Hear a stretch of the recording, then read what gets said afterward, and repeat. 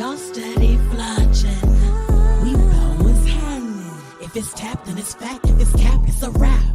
Over and over and over and over. Broken record scratching, they lacking, they capping again. They steady smacking their lips and rolling their necks. Eyes twitching cause you really made it out of them jets. You parasailing. Meanwhile, they just flatline, working on the...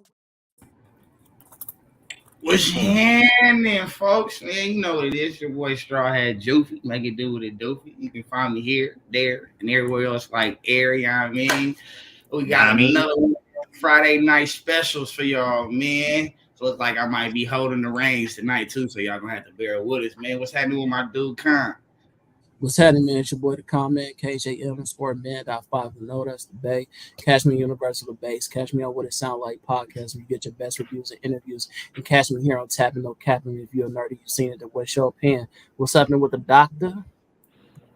Hey, Dr. Kaori Knight. You can find me on Instagram, Witchblade22, or Nerd on the Street for Life. And you can also stop by the doctor's office on YouTube so that you can get your proper diagnosis and prognosis and all things comics and comic book characters.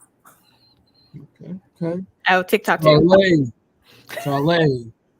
Y'all niggas would be so proud. Oh, y'all got your intros down and shit. Look at y'all. Look at my children. Oh my god. Great. The youngest nigga here. Look at my children. It's crazy. Y'all know what it is, man. It's the Captain Diesel here. I'm a lot of places, so we got to recall them all. Then and Out podcast over on YouTube and any audio platform that is out and around presently. And Captain Diesel's Dojo over on YouTube, Twitch, TikTok, Instagram, and Facebook as well. And I'm doing some shit for Blurred as well. So I can find me around a lot of places. I be doing shit. A lot of places. Yeah, just so y'all know, this is Nerd on the Street. That's where you find Dr. Kaori. And shout out to Mike and Basic for We Got Questions, you know what I'm saying? But yeah, man, we on Tapping No Capping, man. You know what I mean? Like, follow, subscribe. Subscribe that thing one time. Yeah, hit the button. Hit the button. Don't hurt nobody. Don't hurt nobody. You don't hurt nobody. So, man, if y'all don't know, tonight's episode is about the future of Black horror films, or you can phrase it as the future of Black characters in horror movies, whichever way you want to look at it, man. We're going to try to get into some old and new horror films featuring Black roles, either main characters, supporting characters, or, you know, just that old school average Black character that just always die in the movie because they're hanging around a bunch of white people that don't know how to mind their business. You feel me? But we're going to get into all of that. So, let me see where. As you know, we have an evolution of Black people in horror films. So, since the first 1940 first Black horror movie, Son of Inagi, that was like our first Black horror movie right there. That's where a Black character was the main role, you feel me? And that was a big thing for that time too. I watched it, but I really didn't watch it. It's so damn old, it's kind of hard to get into. But if y'all ever want to take a look at it, y'all can go look at it. But it's old as hell. That movie there, Son of Inagi, is the synopsis of it is when many people think of old Black horror movies, the first one that often comes to mind is Blackula, if y'all ever seen that. But there was another film that came out decades before that. There was a classic Black exploitation horror. Son of Inagi is a creature feature that was released in 1940 and was the first horror movie with an all-Black cast. It was directed by a dude named Richard C. Kahn. So it was basically like an 8-man turns on a woman who brought him back from Africa and ends up killing her. So it's basically like a King Kong story, kind of like, but it was actually a Black dude. Instead of turning into a werewolf, bro, kind of turned into an 8. He was like an 8-man type shit. And, you know, he was the killer. So he ended up kind of like killing everybody in the city after he was brought over there. It was a pretty crazy movie. Have any of y'all ever seen this movie or heard of it before? I've heard of it because I was doing research on Black exploitation films a while back, and this is one of the more wild ones that I saw the premise of. I've definitely watched it only because I was watching movies that were deemed really, really bad.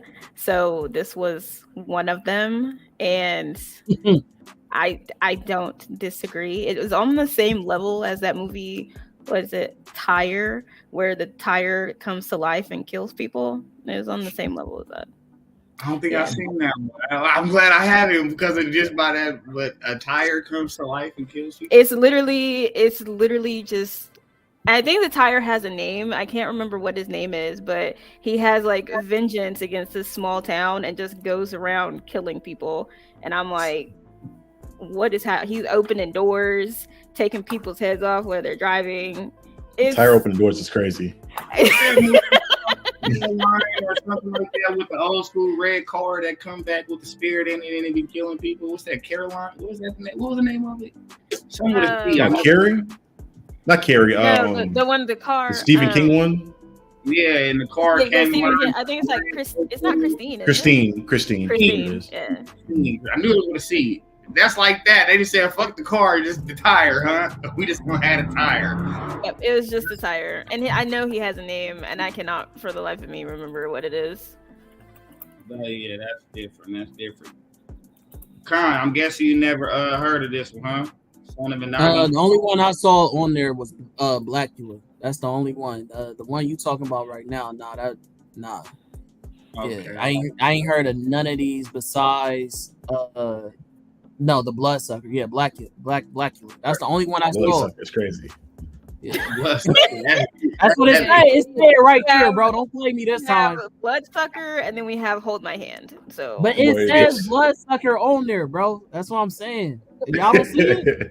Now we see it. I was just about to say.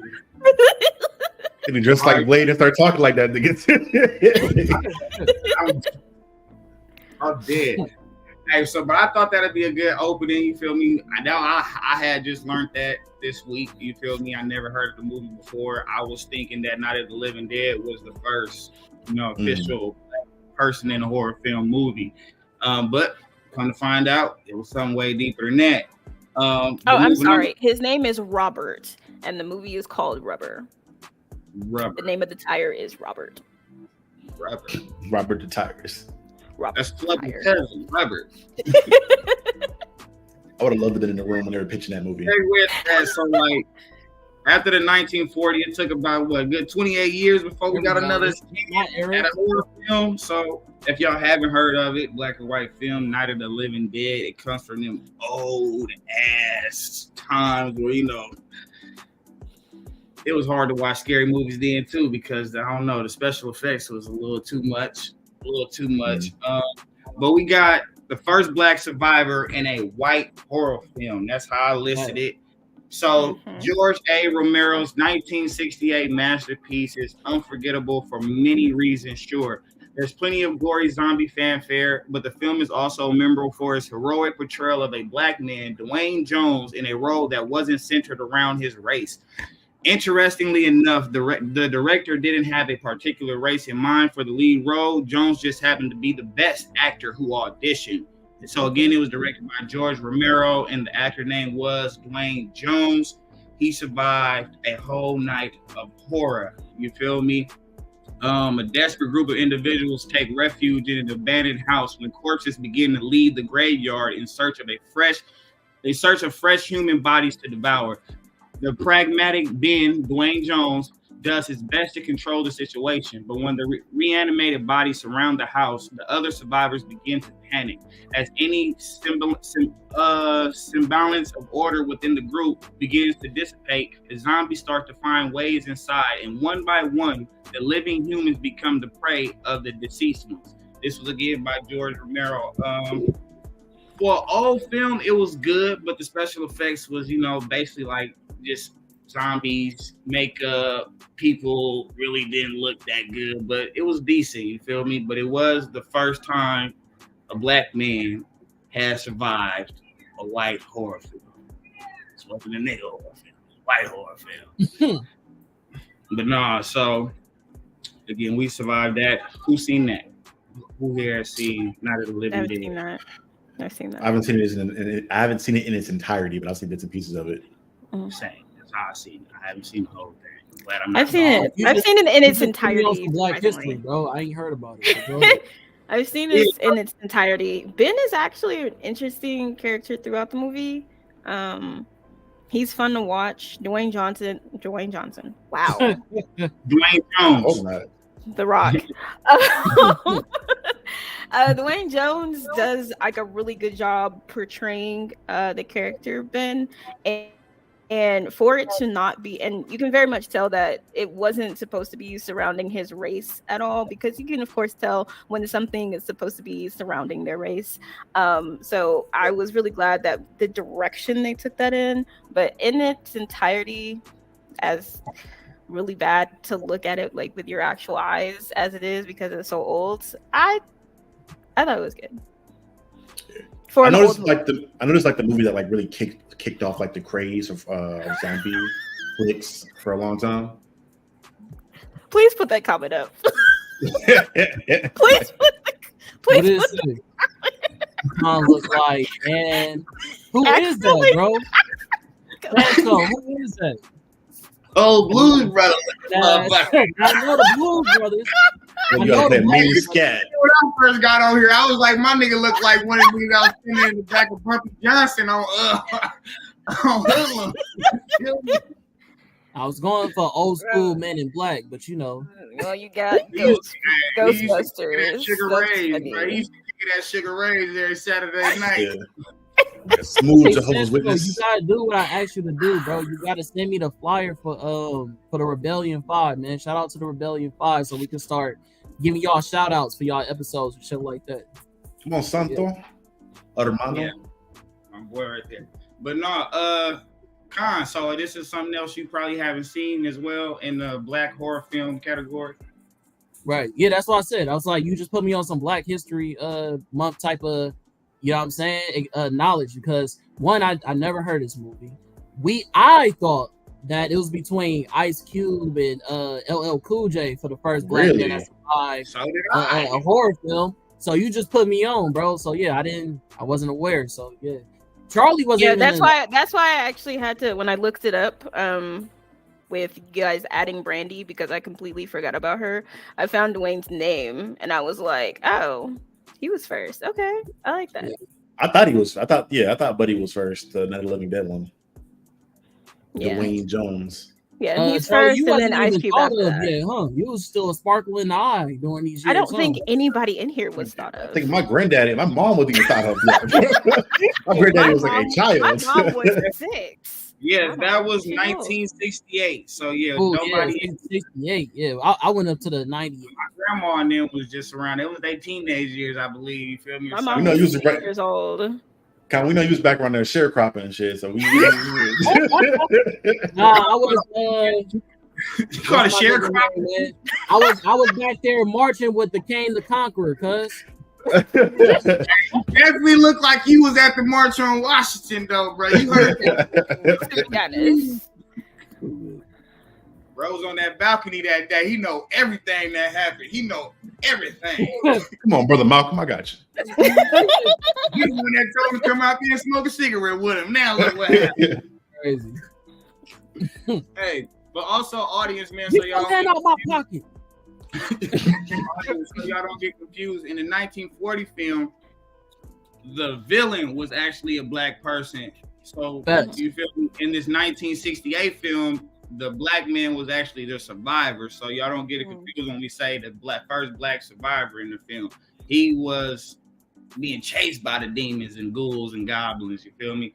In 1940, we were the monster. That's why when I read it, said the black exploitation part, because they portrayed us as an ape monster. If y'all catch that, y'all get it right. You know what I mean? If anybody know, he know over there. No, but yeah, so he was the first black male survivor. And then after that, we move on a couple years over. We get to, I mentioned it already, is Blackula. A lot of people might know this movie. This is another black exploitation movie, but came out in 1972.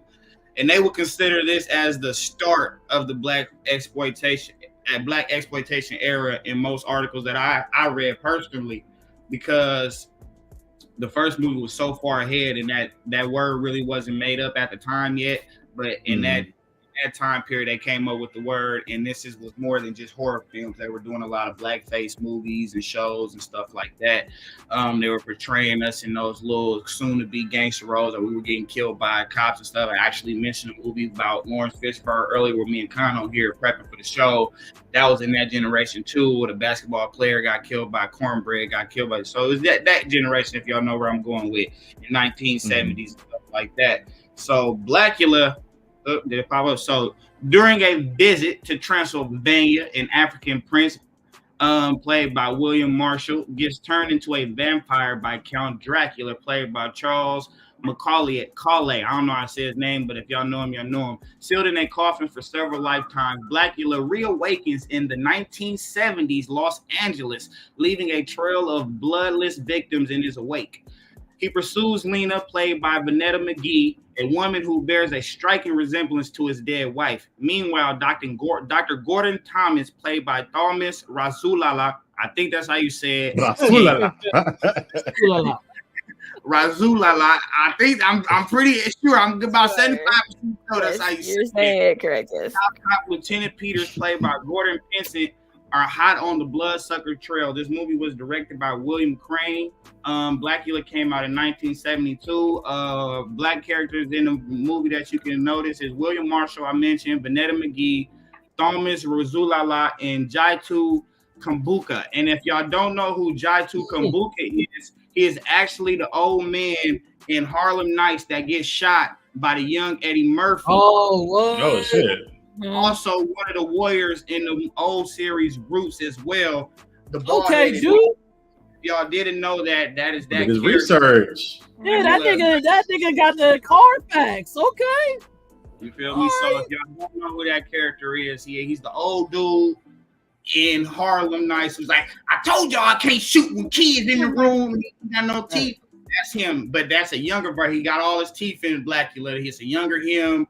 He more fit. I'm guessing he might be in his mid-20s or something in that movie. I really didn't dig that deep, but I noticed that was him. I believe so, because he died in 2017 at 77, I think. Yeah. Mm-hmm. He lived a good life. Well, I mean, it was movie Harlem Nights was bad. So the bro passed away. But yeah, so that's him. He's actually in that movie. He's one of the main characters fighting against Blackula in that film. You feel me? It's a nice little cast though, so it shows you how far some people will go. Like when you go back and watch old stuff, you see people with their younger days, like, oh, that's whoopty whoop. It's really dope to see that. So Blackula, man, 1972. Who seen that? Blackula. I've seen the DVD, not the DVD, but my granddaddy had the VHS on it. It was a funny movie, bro. Like, they even painted bruh's face, and he was black already. Like when they even like added become darker and stuff. Some darker makeup. Yeah, I was like, for which reason is that? I'm trying to figure out how he got across the world from Transylvania to LA. He just woke up over there. Right. I mean, they put that coffin in on a boat. You know what I'm saying? Like that. That usually is that's how they did it in Vampire Brooklyn. So you know what I'm saying? Yeah. Well, it's typically how they travel anyway, because if you know vampire lore necessarily, like you have to put dirt in the coffin. So like if you watch the Dracula miniseries on Netflix, he got all the way from fucking England to like New York or something like that at the bottom of the ocean. Like they just so happened to find him. That's crazy. I don't know if y'all seen The Voyage of the Last Demeter, but I know that's kind of a similar thing. That show's really good. Yeah, that show is so good. I love the movie. It's called The Voyage of the Last Demeter. Mm-hmm. It's essentially taken like over the course. So back in the day, they had like in the book there was a captain's log that was essentially keeping track of them transporting Dracula from England. No, it was from Transylvania to England, I believe. Transylvania to England, yeah. Yeah, and it was pretty much he was just like murdering the entire crew. So they pretty much turned that whole log from that insert of the book into a movie. Mm-hmm. It's pretty solid. Really it came out last year. It's pretty solid. It is. That is my husband, Chris. People out there where they find their movie, if you might want to go watch it, check it out. You know, any places off the top of your head where they might be showing it. I think it's streaming. I saw it in theater. I can check on Amazon. Is it on Amazon? Yeah, it's on Amazon Prime. Okay, perfect. All right, so Blackula. Kyle, you seen this one? I seen you had a little bit. This one. This one I saw with my grandpa. So yes, I did see this one. All right. I like with his grandpa. With my grandpa. Grandpa. All right. Before I'm rushing past the beginning. How did y'all feel about that movie from the time that it came out, from the thing that I just mentioned of them darkening another black man's face already, and it's being listed at the start of the black exploitation era of movies and stuff? How did y'all feel about watching that movie? So let me chime in first, because I ain't been able to really talk until now because I don't really know shit about the other shit. But but the as far as like this one, right? I think this is also a really good reference because how we're talking about the future of black horror movies. This is a good starting point to talk about how it was a whole big thing in today's time, how like famous actresses and famous like mostly like black actresses had to complain about their makeup, they're getting their hair done and they have to do it themselves because the team that they hired to do makeup and hair for black women, they didn't know how to cater to like black actresses and shit like that. So going back to this reference of this black man and how they added black makeup on his already dark skin and it looked misplaced, it's like a really good starting point to make that reference. I really like, outside of like the makeup and aesthetics, I really love how they went about like the horror of the movie. Like one of my favorite scenes is when his shadow is moving, about to attack, but he's moving regular. Like I watched this movie and I thought that shit was creepy as fuck, but it looked hella dope. I've never seen that again in any other Dracula depiction. So like those little tiny like details in this movie makes it a really good horror in my perspective, and I think he really killed the role. Definitely think the movie was good. Outside of the makeup, I definitely think the movie was good as well, especially for its time as well. The story was good, the actress was decent. You feel me? It was definitely dope. Kaori, how did you feel about it when you seen it? I saw it a really long time ago, so I haven't seen it since then. But when I did watch it, I did like it. I did not understand the makeup at all because I was like, okay, and it's very obvious. And so I was just like, okay. So, but other than that, I did enjoy it. I didn't particularly have a favorite scene. It was when I was just now getting into horror. So I was trying to watch things that I didn't think would like frighten me per se before I jumped into something that was actually fucking terrifying, like Scream. Wait, you find Scream more terrifying than Blackula? I did. Yes.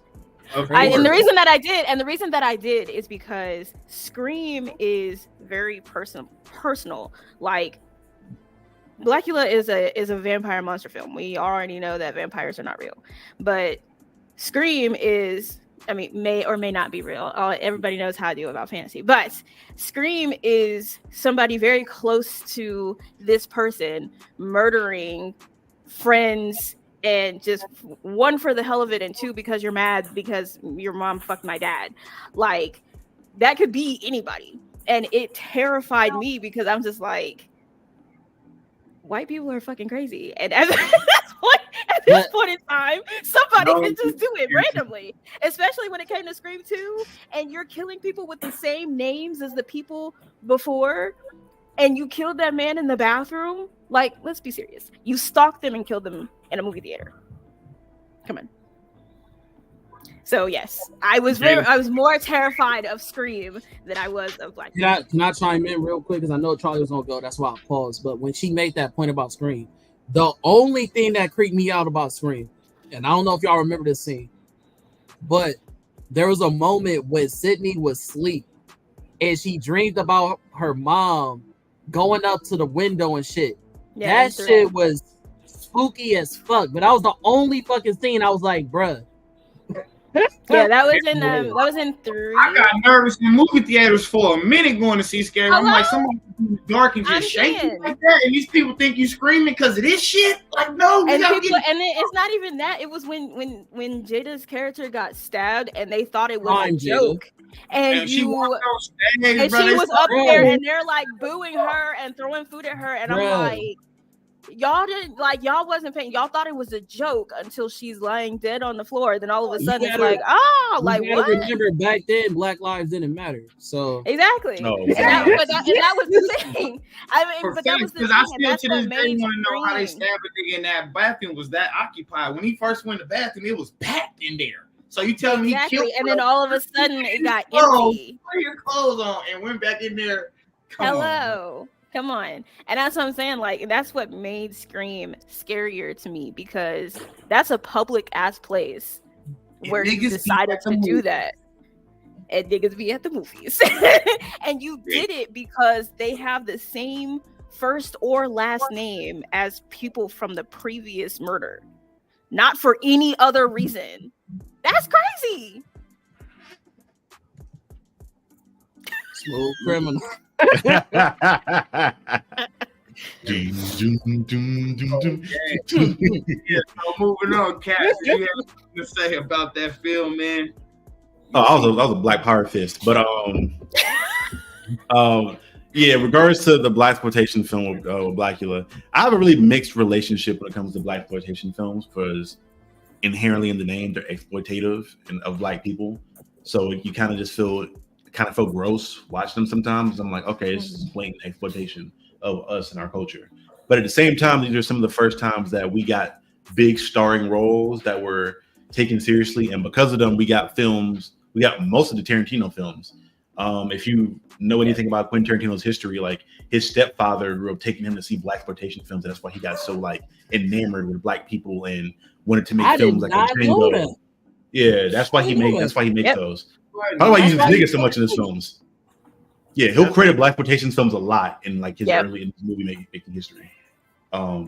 Which is it was kind of weird. Like his stepdad was a weird nigga. I ain't gonna hold you. He's like accounts of how weird he was, but he would get taken to these Black theaters and see Black people interact and how they would be themselves in the theater, and he would just get enamored by all of it. He's like, oh my god, you niggas sound like going to the zoo, cuz. That's essentially what it was for him. Yeah, this little white kid seeing. Because I know, at least going off of stories that my granddad used to tell me, when they would go to the segregated theaters, they would make the Black folks sit at the top of the theater away from the white people. So you would see Black people throwing popcorn and shit on white folks and acting the fool in there. So if he's in an environment like that, I could imagine where I'm like, oh, it's gotta be weird or out of place if you're a little white kid and seeing all this shit going on. That's hella dope. I didn't know that about his history. I'm a Tarantino. Hey, I'm not Tarantino stan, but I love the Django. Yeah. I love me some Tarantino. Uses nigga a little too much, but it is what it is. But you know what? So does Stephen King. I mean, you got to also look at Kill Bill. You know what I mean? I don't remember not one N-bomb being dropped. You know what I'm saying? So he got. But you only have one. You only have one Black person. Black person in there, so you don't really have nothing to say. But it was difficult, though. You know what I'm saying? But I think he also with she was black though. She was like, "Yo, name the Black Mama." Shit, my name should have been the Black Mama. Yeah, but he's one where he likes to make sure that his actors are also comfortable. So he. Definitely. If that's not something that you want to say, then you don't have to say it. But another person who's like that is Stephen King. In his books, he has absolutely no problem. Hard He ER. is 100% BLM, Black Power type shit. But in them books, as soon as you come across a racist character, that hard ER is up and down the page at least 15 times. Every letter for that ER. But I mean, to be fair, if you're gonna do a true depiction, you got to, right? If you're gonna do true, but it's sometimes every book.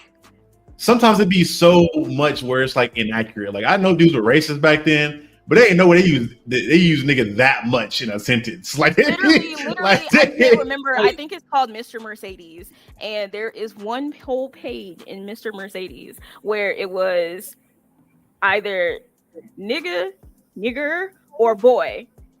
And it was up and down the whole entire page, front and back, a conversation. I'm like, you are super racist, sir.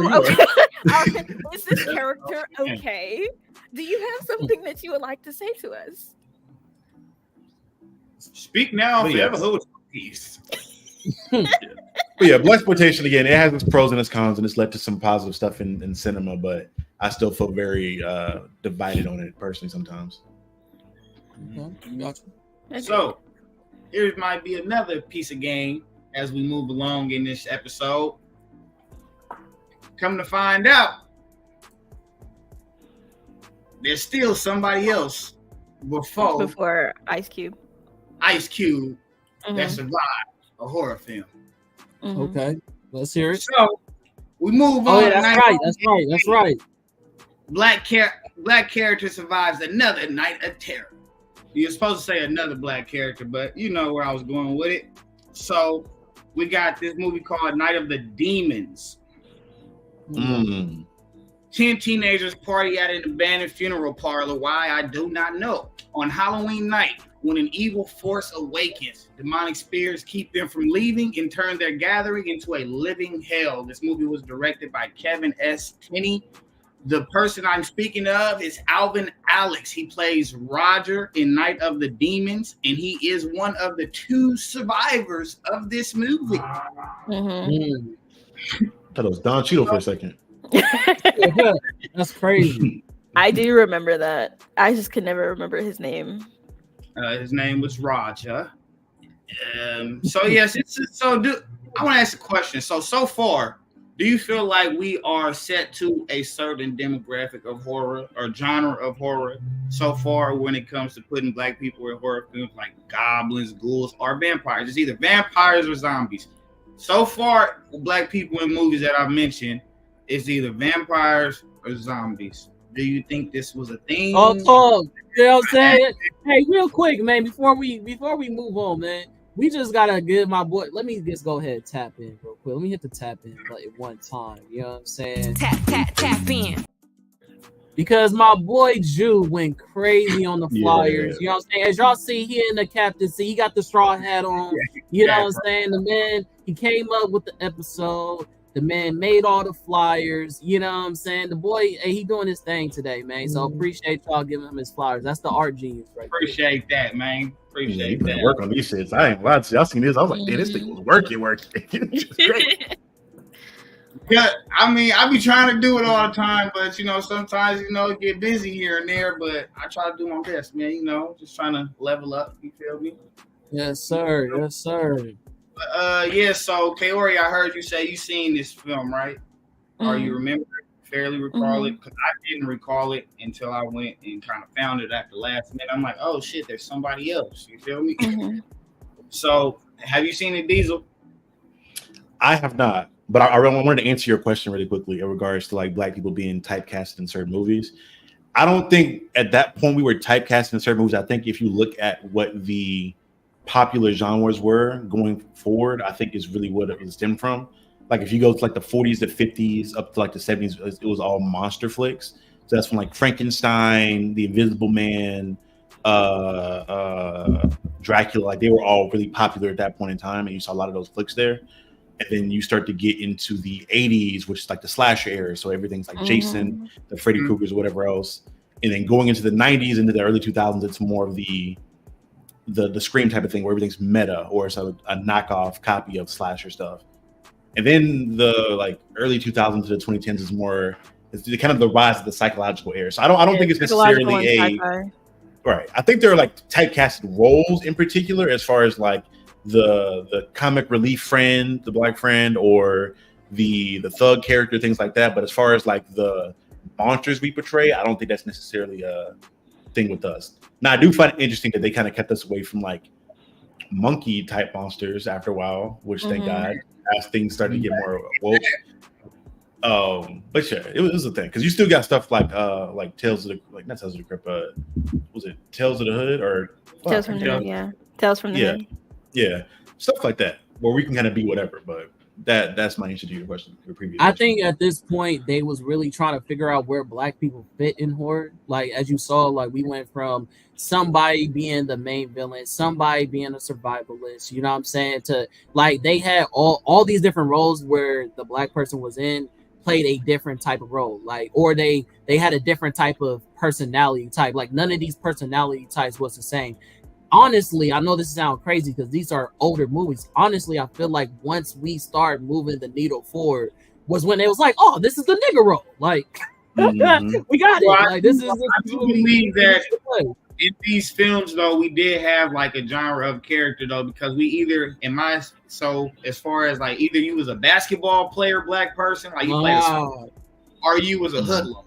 Either or. There was nothing else at that time. If you were in a horror film or something, you was either somebody on the jock team, kind of like the black guy Bucky in Jeepers Creepers. You feel me? You're on the team. And then, or you're a hoodlum. You're some type of, street kid character type person, or, out on the streets wild. And then you end up with some goody two-shoe kids or some kids who was crazy. Do you guys feel like... Oh, go ahead. You said it. I was like to put it like I guess and when you're doing that, I think something that made fun of that, a movie that I absolutely 100% cannot stand, but it did make a good point because it's a parody, Cabin in the Woods. Where really, you don't like Cabin in the Woods? I fucking hate that movie, and I cannot.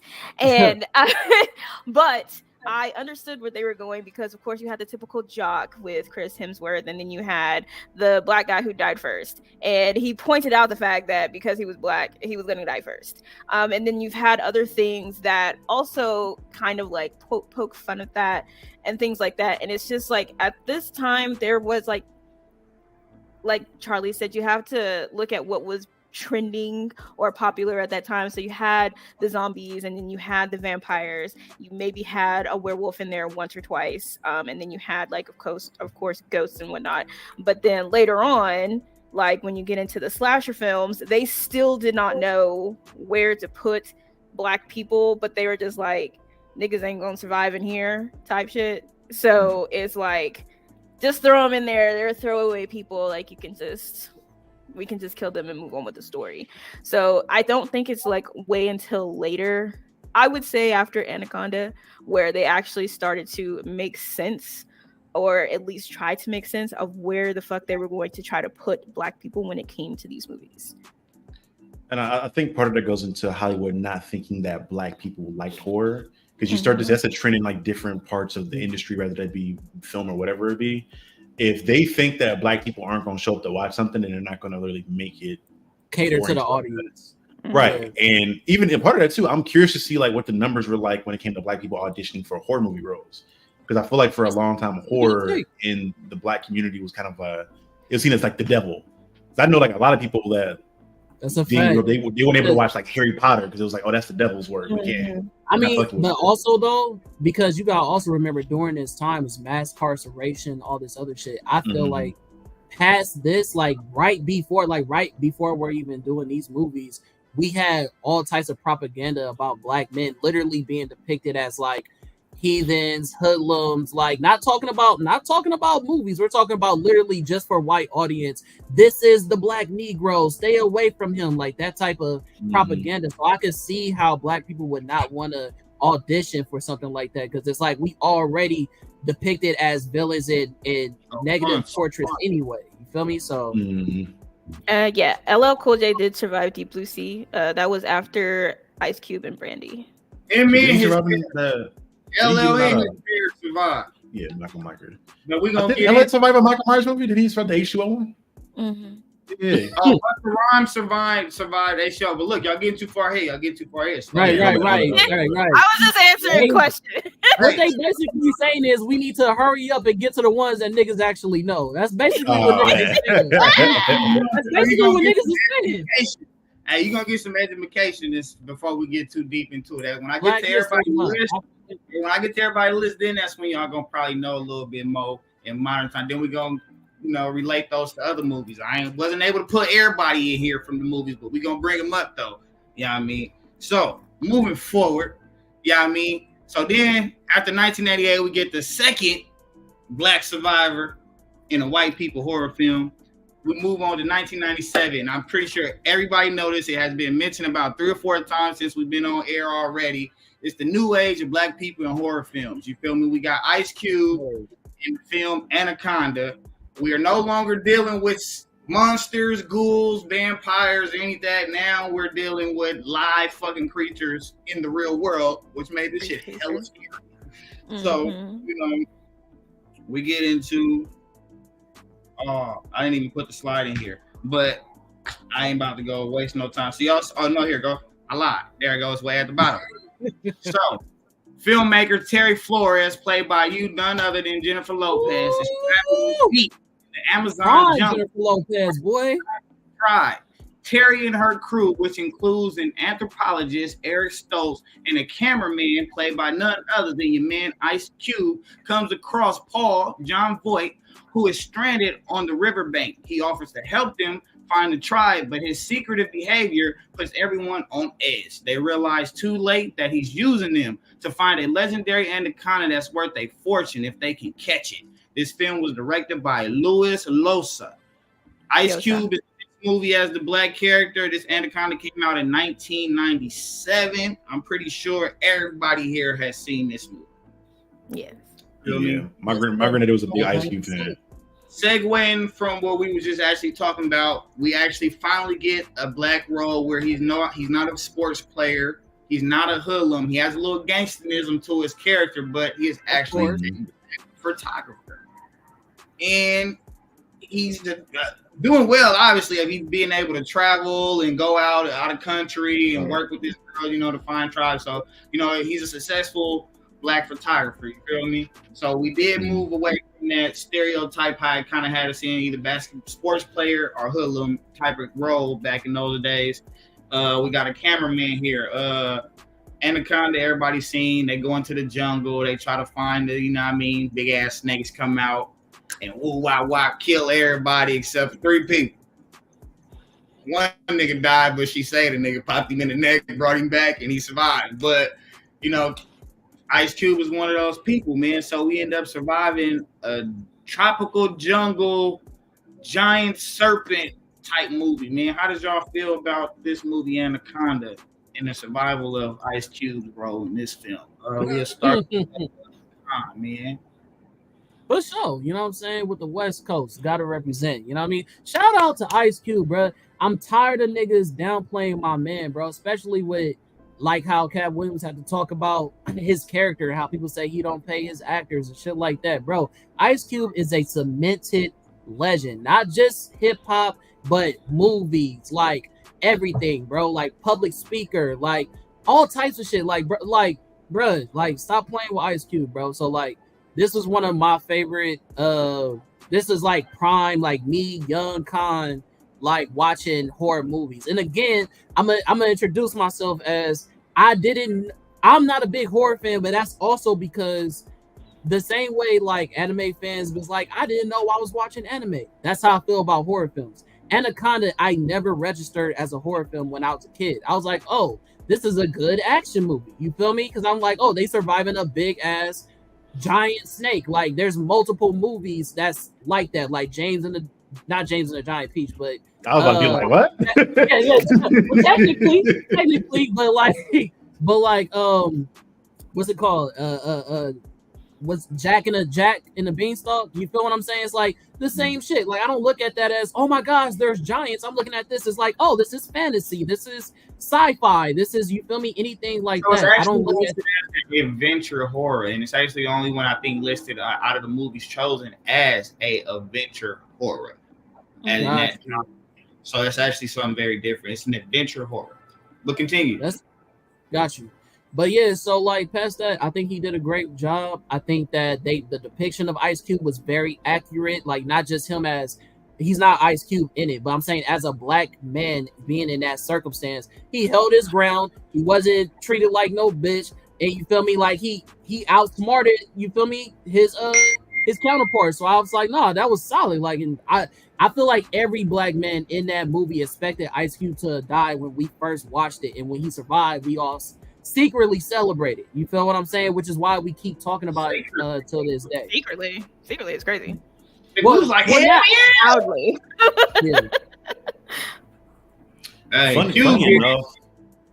funny enough, I saw a director. I can't remember who it was, but he was kind of breaking down because apparently, according to him, black people dying first in horror movies is more of a mythology and than an actual reality.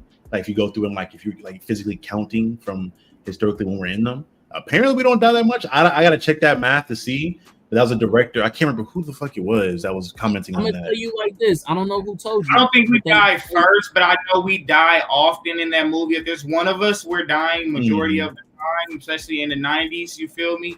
In the late 80s, that black person is dying in this movie, either first or second. Either or, you're dying in the beginning group, not the later group. The group. So based off of what your person said, I'm gonna call. That's cap. And the reason why I say that's cap is because somebody like me who actually grew up in a theater class, they as a criteria for the syllabus. They literally had a discussion about horror movies, and they asked, "Who's the first person to die?" And I was the only. He was like, and it was a white person. They said, "Come on, y'all know this answer." So I was the only bold nigga to be like, "Black people, exactly." And it was just like, "What's the second one?" And I was the only person in the class going, "The virgin," or I mean, not the virgin. That's the person that never dies. The stoner, the person who has sex, and it was like, yeah.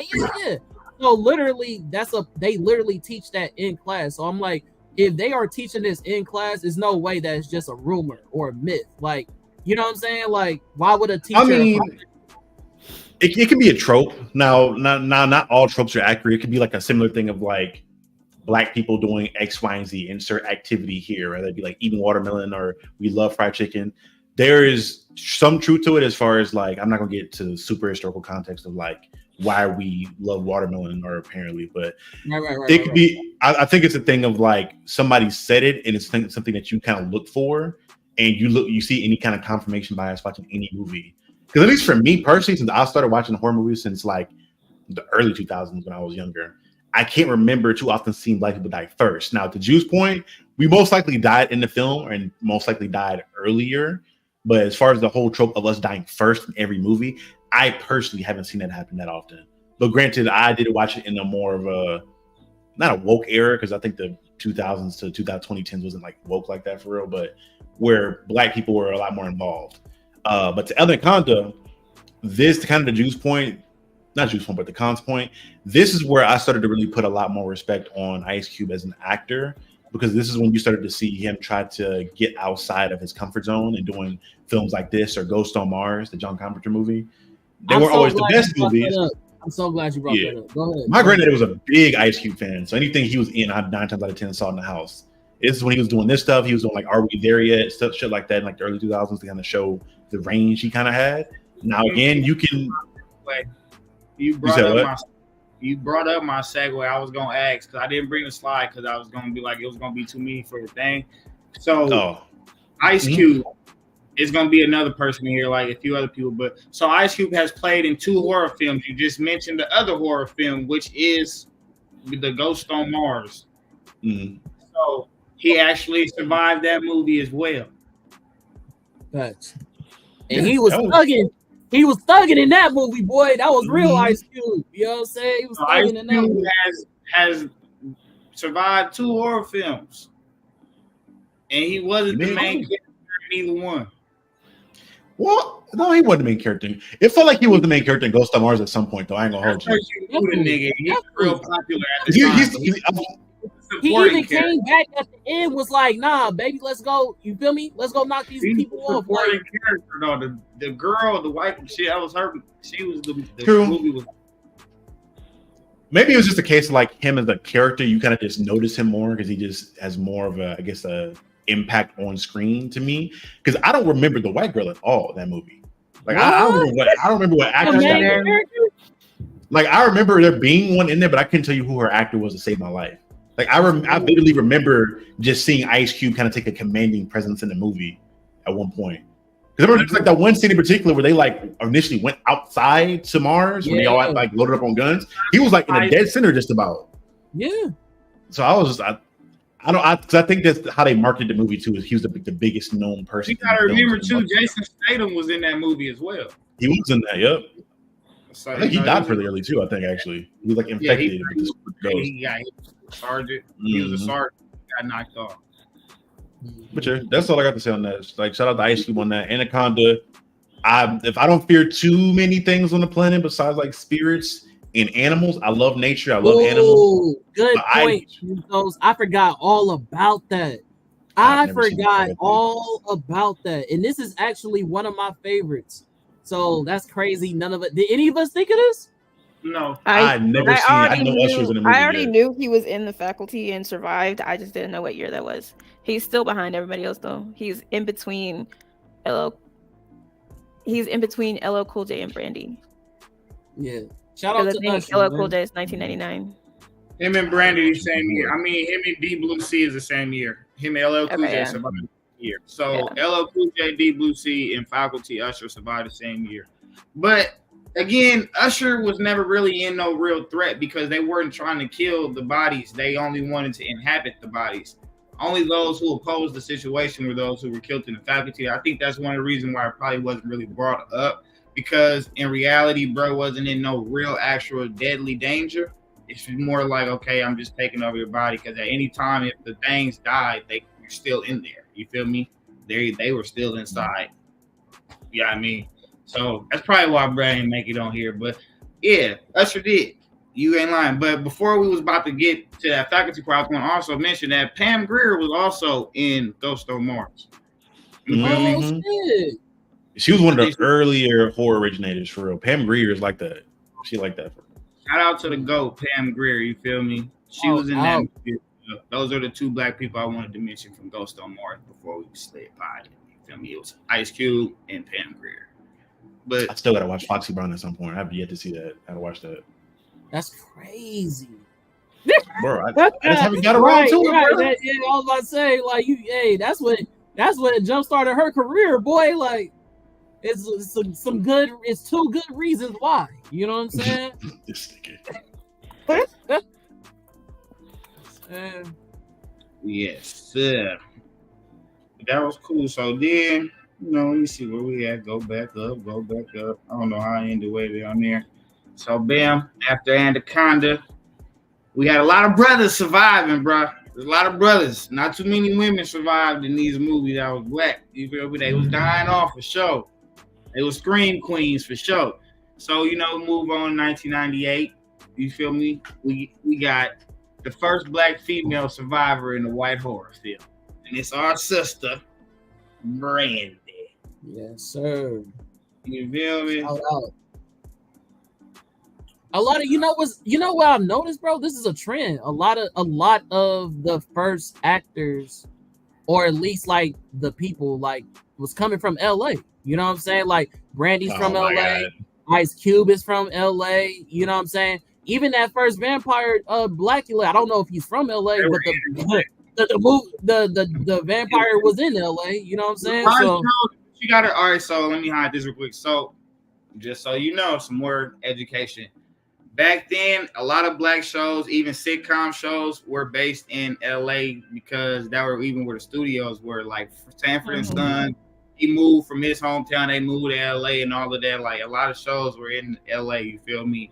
Even the parents with D.L. Hughley, all of them, you feel me? LA. Mr. Cooper was in Oakland, you feel me? But that's from town. A lot of California-based cities, San Diego, Frisco. That's where Raven was in San Francisco. You feel me? Mm-hmm. So like, that's where Raven. Yep. It's a California-based show. You feel me? We get a few like that's down south. Don't get me wrong, but a lot of sitcoms and stuff for black people and everything and shows back then. It was LA based. You feel me? Because it was a Hollywood lifestyle. They wanted to bring that light to Hollywood. You feel me? Like most movies are filmed over there because of that accessibility. Because all the stars were there because of Hollywood. And like I think you started to see a turn now where like Atlanta's starting to be the big place now for not even just black stuff, but one is the taxes for one, and two, like you're starting to see a lot more places like they'll film stuff in Atlanta or like places around Georgia and just build this kind of what they did in LA, like the inverse of LA. They would film stuff there and just build sets and say they were somewhere else. They'd be like, oh, this is Mississippi, but then they had the set built in LA. Gotcha. Wait, on set. Like the Mummy and everything, Grinch, goddamn Nutty Professor, all that LA. Gotcha. So what was you saying with that song? Yeah. So Brandy was the first black female survivor in a white horror film in 1998. So a year After killing a vengeful hit-and-run victim Ben Willis, played by Muse Watson, who gutted her friends with an iron hook, college student Julie James, played by one of the from back in the day, Jennifer Love Hewitt, is by the experience. When her roommate Carla, played by none other than Brandy, wins a vacation for 4 to the Bahamas, she plans to bring along her boyfriend Tyrell, played by your boy Mekhi Phifer, and attractive Will, played by Matthew Settle, and Julie. At the resort, Julie starts receiving threatening notes and realizes Ben is still alive. This movie is directed by Danny Cannon. This is I Still Know What You Did Last Summer. Cannon. For y'all who ain't seen this movie or don't know this movie, this is part 2 of I Know What You Did Last Summer. So you might want to watch part 1 and then watch part 2 if y'all ain't never seen it. I'm learning now in this day and age, some people ain't seen everything that I've seen. So I'm going to start saying that. If you ain't seen it, go see that one for sure. Brandy do her thing. I ain't gonna lie, it was like 3 moments in that movie where you thought she was about to die, and she was I'm so glad you said that, bro. I'm so glad you said that. That was all I was about to say. She was like, "No, I'm still here. I'm phenomenal." Hey, fire though. Everybody here has seen I Still Know What You Did Last Summer. Yes. Kind of to my point what I was talking about earlier with like the slasher kickoff that happened at the Scream. Scream came out in 96, and then right when that came out and it was all popular, this is one of the spinoffs you would see as far as like things that would try to emulate that. But like the first one came out in like 97, this came out, it said this is 98, right? I think so, yeah. And then like right soon after that, you got like Urban Legend that came out, Cry Wolf. Like you saw a lot of like Scream like slashers start popping up after that. But this is like the slasher era. Well, not the slasher era, but like the meta, I guess, teen. I don't know what to call this era of slasher. It's like a slasher part 2 because it's not like the Michael Myers stuff. Slasher. Yeah. But this film was good though. I mean, it was cool. I looked at it like another Scream.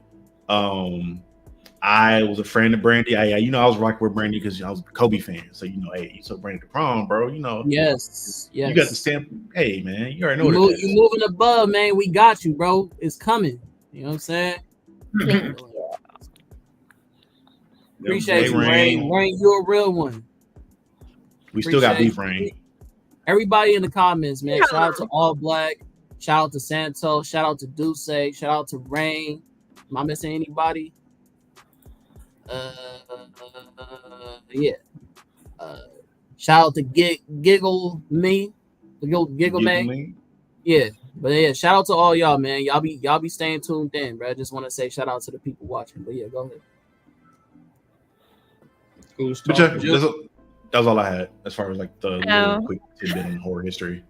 I think I liked Brandy in this. I think the TV show I Know What You Did Last Summer took kind of a page out of this one for the TV show, especially with the black girl surviving. I wish it didn't get canceled because they kind of left the cliffhanger on her. If you guys haven't seen the TV show, have y'all seen the TV show? I have not. I have. So if you haven't seen the TV show, the very end of it, like we don't get anything else after that, which I actually hate because it was really good cliffhanger and it was a really good like opening for the black actress that they had to continue forward.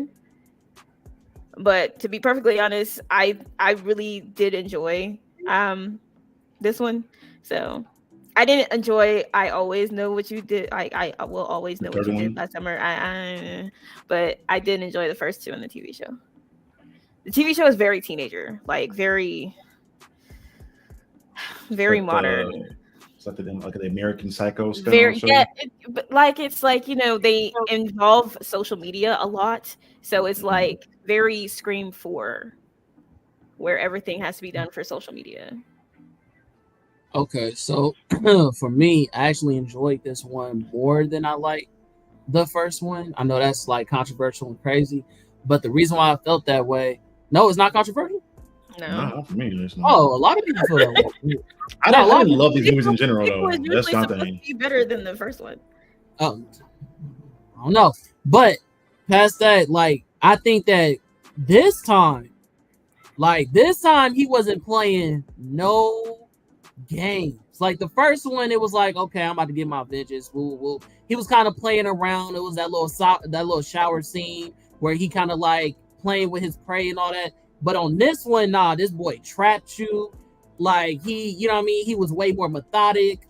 You know what I'm saying? He had like ninja skills. Like I remember they was in the kitchen and she was like sitting right next to the vent and over the stove. And the hook came out of nowhere and hook bro up. And I was like, that's crazy. Like, I wouldn't even think somebody would, you feel me, be posted up right there. You know what I'm saying? So it was much more, I think, the anticipation was much more greater in this movie. So I definitely appreciate it.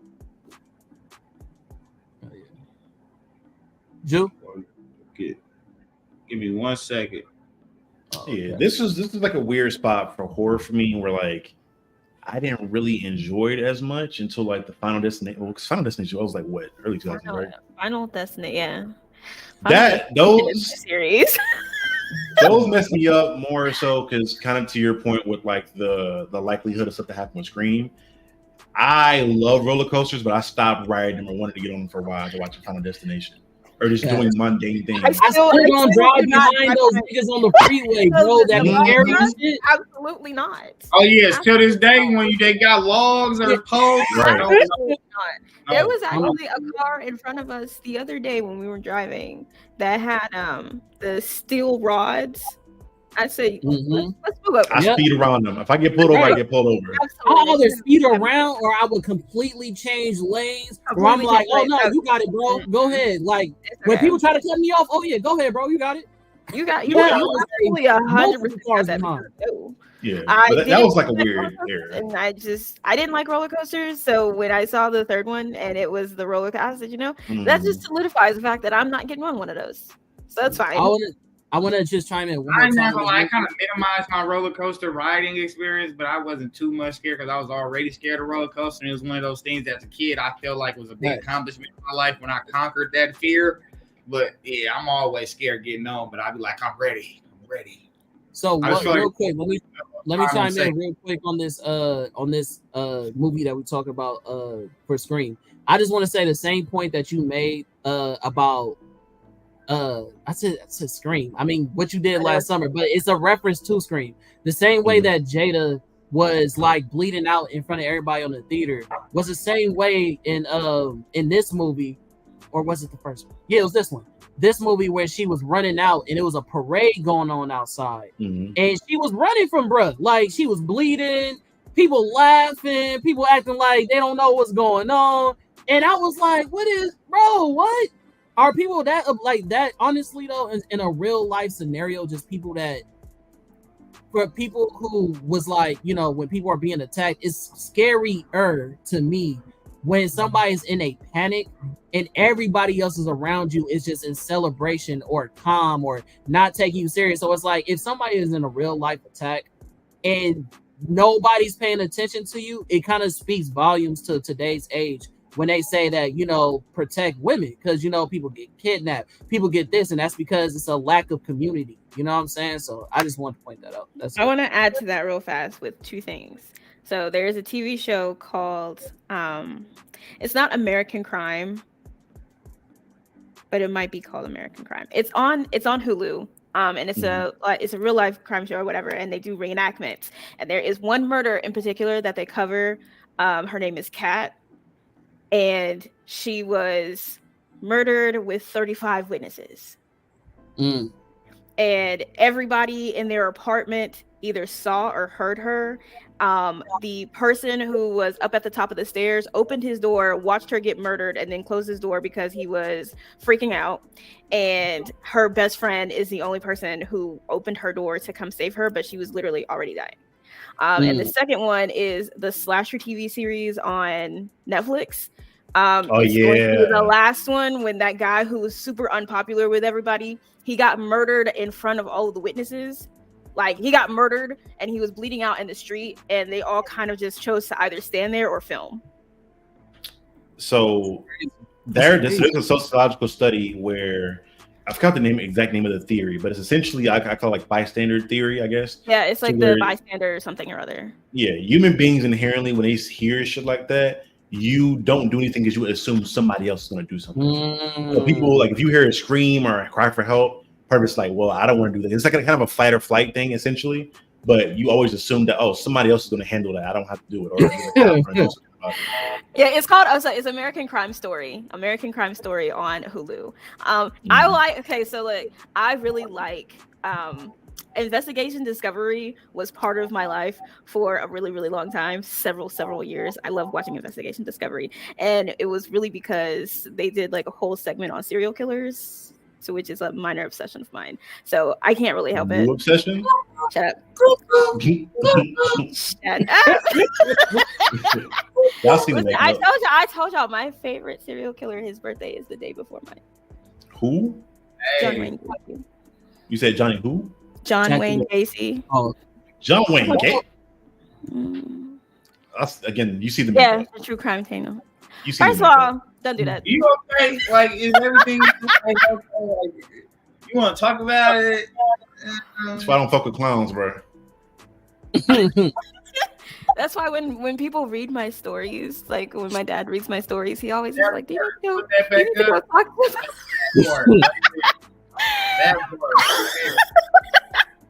That's the crazy key, Rain. That's crazy. I got a favorite fictional serial killer. So it's John Wayne Gacy and it's Albert Fish. And it's not necessarily, it's Albert Fish. Okay, so Albert Fish was the one who was eating children and then writing to the parents about how they tasted. It's not necessarily the method of killing. Right. We not gonna skip over that, bro. Man, hey, talk to God. It's not necessarily the method of killing, but it's the psychological process you went through to get from point A to point B. Like, how did you get there? I told y'all niggas from the day I met her about her hiding bodies, and niggas did not believe me. Y'all thought I was just jokes. Ha ha! No, nigga. No, she is a murderer. I ain't hit nobody. Okay, I haven't hit shit. Good friends, because she was just out here talking about how she liked Jeffrey Dahmer. So y'all just gonna be friends of the world. Yeah, Jeffrey Dahmer is a lot. Okay, Jeffrey Dahmer is a lot. So is Ted Bundy. How is that a lot when you like the owl dude? He eat kids and write letters to parents about it. I think if you know more serial killers than you know who our presidents were, is a problem. Bro, if you can name all their names like that, and you know their birthdays, but you don't know all the presidents. That's first of all, I do know presidents. Second of all, I do know that we just actually had for Black History Month. I'm gonna say it. For Black History Month, while we sit here talking about it, one of the most prolific serial killers in. I'll be on that bitch getting interviewed. Like, I knew it, man. I called it from the start. Did y'all see that one lady who killed that dude? And they did it's like a very famous interview, and she was crazy lady. And she's like, I did it. Yeah, I did it. She killed like 18 men or some shit like that.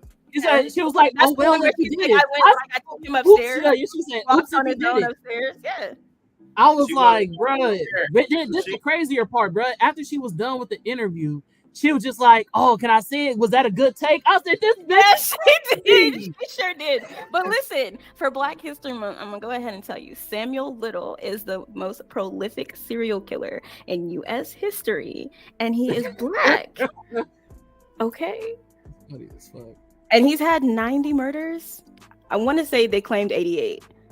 I mean, you're not counting the Facebook user. He's been killing since the 70s, but he only got convicted for like 8. Because they couldn't find the bodies to the rest of them because he conveniently forgot. Y'all need Jesus. Well, we about to treat Kaori like Milton from the Boondocks. That's funny as hell. So, moving along in the history book of Black horror films, you feel me? We moved to 1999, you dig? So we done dealt with goblins and ghouls once or twice. We had vampires about twice so far. And I think now we just had our first slasher with Brandy, and I Still Know What You Did. Well, now we got another one of them animal situations. You feel me? So we had a snake. Now we dealing with a big ass tuna fish. Yes, sir. So this is another killer. rapper turned actor. You feel me? He actually did it before Ice Cube did it. You feel me? After. I need love. No, I'm talking about. Oh, you're talking about rapping. Rapper turned actor. Rapper turned actor, yeah. LOL Cool J is crazy. LOL. That's crazy. LOL Cool J. This nigga is not serious. Hey, somebody get that caption right there. That was a fuck up at his body. So look, Dr. Susan McAllister, played by Saffron Burrows, is harvesting the brain tissue of DNA altered sharks as a possible cure for Alzheimer's disease. When the facility backer sends an executive, Samuel L. Jackson, none other than the motherfucker himself, to investigate, a routine procedure goes airy, and the shark starts attacking the researchers now. With sharks outnumbering their human captors, McAllister and her team must figure out a way to stop them from escaping to the ocean and breeding. This movie has Samuel L. Jackson and none other than LOL Cool J. Big Blue Sea came out in 1999. I actually forgot to put the director of this movie in here, but anybody know off the top of their brain? I can look it up real quick. You said what for Deep Blue Sea, right? Mm-hmm. So directed by John Poe. Oh, it's actually this is one of the other films that I had in here. Actually, that's why I didn't put the director. So this was directed by 3 different people. So you have John Pogu, I think that's how you say it, Rennie Harlan, and Darren Scott. It was a 3-way tag team director on this film here. You feel me?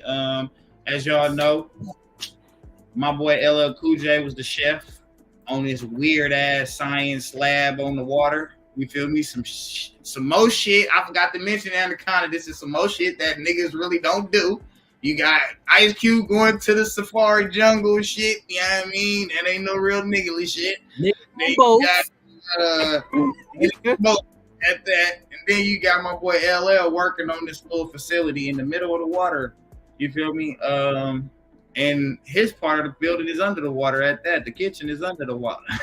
So that's a lot. But no, so if y'all haven't seen it, those who have seen it, man, yeah, like I read, they get attacked by some, I want to say genetically modified sharks, because these really not regular sharks. They're somewhat genetically modified, and in any I was responding to somebody.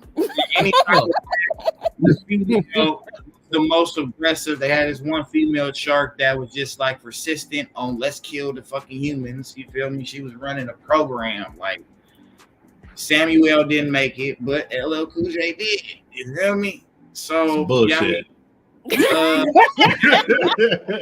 survived. He survived the snake. Hey, I ain't gonna lie. I like the way he went out though, because he was. Hey, I was just about to say, don't worry, my nigga Sam, you'll get a redemption on this list later on, so it's all right. You feel me? He probably couldn't fuck with the sharks, but he fucked with another animal. So is that a motherfucking shark? Everybody's seen this, right? Yes, I've seen Deep Blue Sea. Yes. Yeah, everybody has.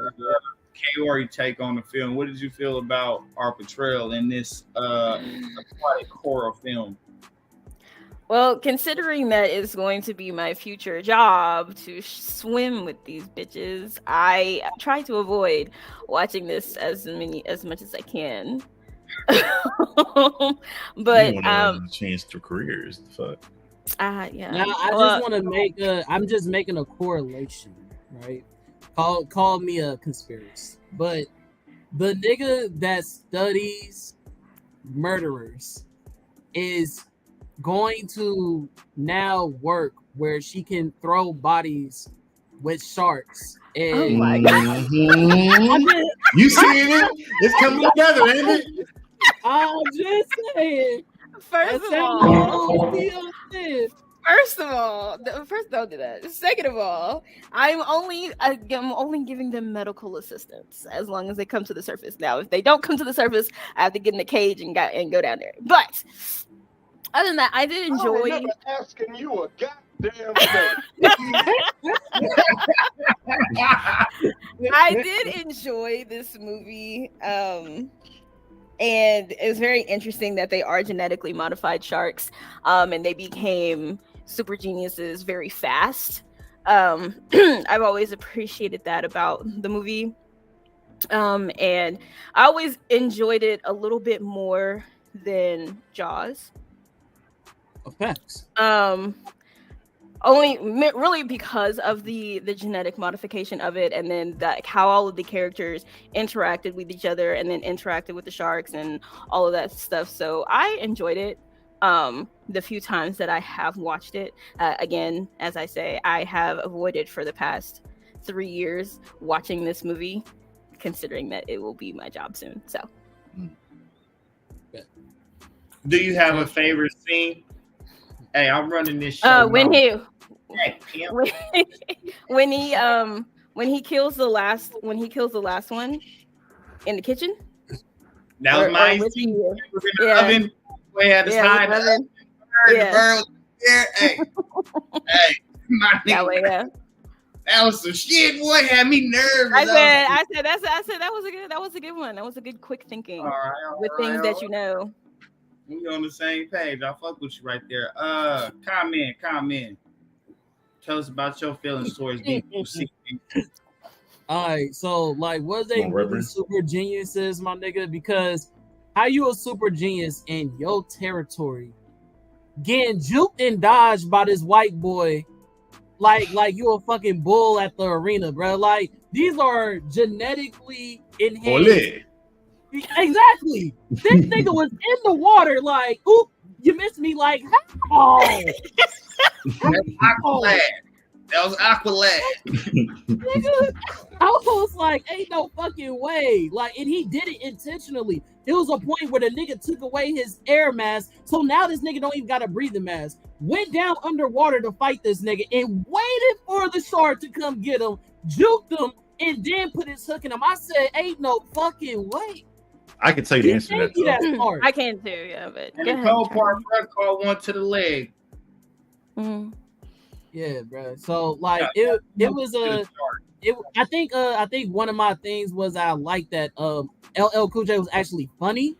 Like, he wasn't just like, oh, you feel me, like hardcore black man. Woo, woo, woo. No, he was funny. Like, he was just like, what the fuck? And you know what I'm saying? Like, I think he had a bird in the movie. And then his bird got ate, and he was like, "Oh yeah, now what's up, nigga? Like, you ate my bird? Oh yeah, you got me fucked up." So yeah, I think I enjoyed the movie a lot. He technically saved the day, y'all know that, right? LL Cool J did. Like, if it wasn't for LL, bro, wouldn't have been able to do what he did when he out there and got harpooned to the leg by the. I got harpooned to the shark. Yeah. Like, how do you make it out of that? You done got harpooned to a shark. You don't just pull no harpoon out your leg, bro. Like, that ain't something that just happened like that, bro. This ain't no knife. You're not just pulling no harpoon. It's not. Like, no. And it's embedded in the shark, too. You got to pull it out the shark, pull it out of you. Little some shit going on in that movie. I feel you, Con. Bro was in there playing tag with the sharks in the water. Ain't no way. Ain't no way. Crazy. But I ain't gonna lie, bro. The way Samuel L. Jackson went out in that movie after giving that phenomenal ass speech was one of the coldest motherfucking deaths I've seen in the movie ever. Like, how y'all do, bro, like that? DMT in the building. What's happening? Mr. Jones. Hey, bro. Got some things going on. Yo, what was me and Mrs. Jones? I think Charlie was about to say something. Charlie? Oh, yeah. I got Charlie after. What's your favorite scene, Con? I just told you. Yeah, that was my favorite scene. Was when this was like I said, you can either take all the times that LL was funny, because it was times where like the place started to go under and it was filling up with water and he's just saying hella funny shit like, I'm about to get the fuck up out of here, you know, shit like that. Like, I loved all the little funny things they did with LL, and I also like, you know, as far as like the little funny nuances about this white boy dodging sharks underwater, like that to me, even as a younger adolescent, was like, what the fuck, like, yeah. So no, good times.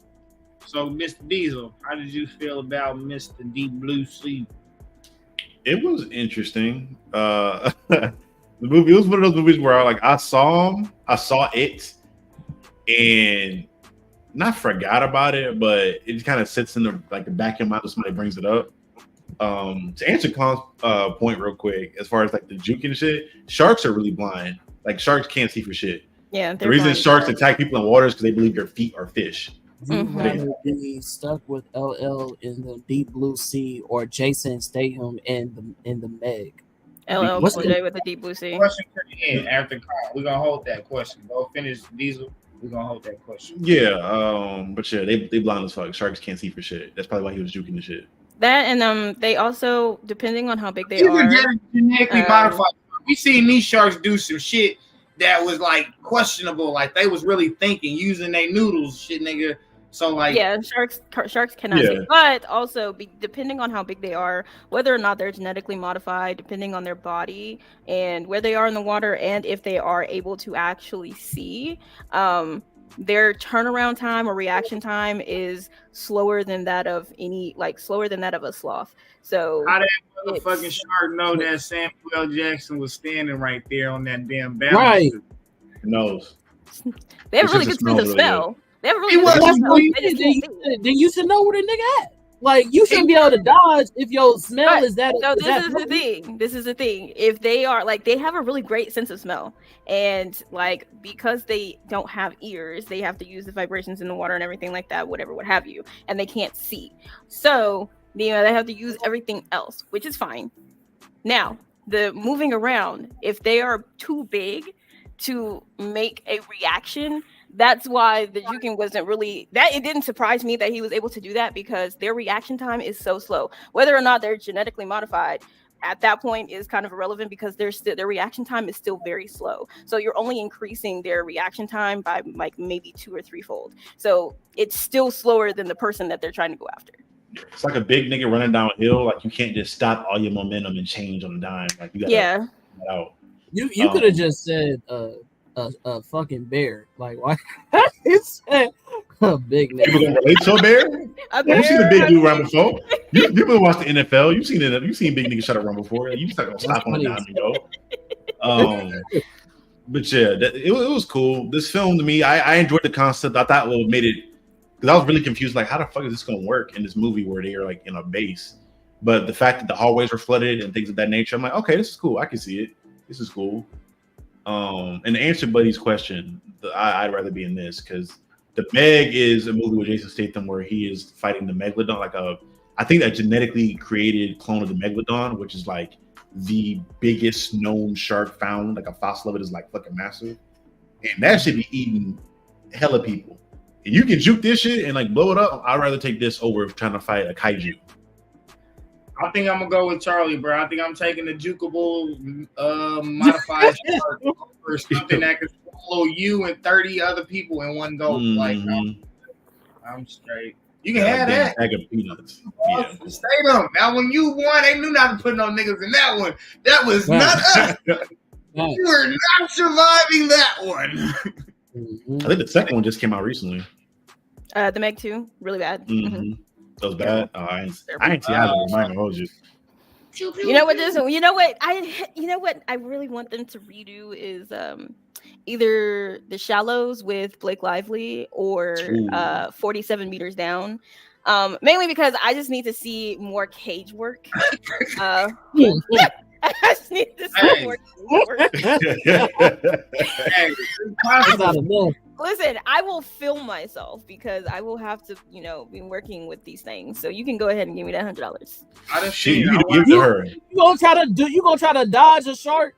So you can, or you can wait for it to get close to you and get hit in the face, like on the nose, and it's a tip. It's a soft point. No, if you want to release you and bite you, gotta pop on the nose. Bears, nigga. I think it was bears or dogs. I am not. No. Bears. Niggas think that about black bear, like was it brown bears? Brown bears are aggressive as fuck. Brown bears are brown bears. Well, yeah, brown bears are aggressive, and then there's. I'm sick. You see the makeup. The makeup is hearts because I decided to match my husband back here. And also, it's like my 2 weeks of Valentine's Day stuff, so it's hearts. Okay. Okay. Why you ain't doing the whole? Well, I guess no. It's not a whole month thing. Like, my face is not gonna be able to handle it. Yeah, my face is not gonna be able to handle a whole month this time. Can't do it. No, the damn kaleidoscope. But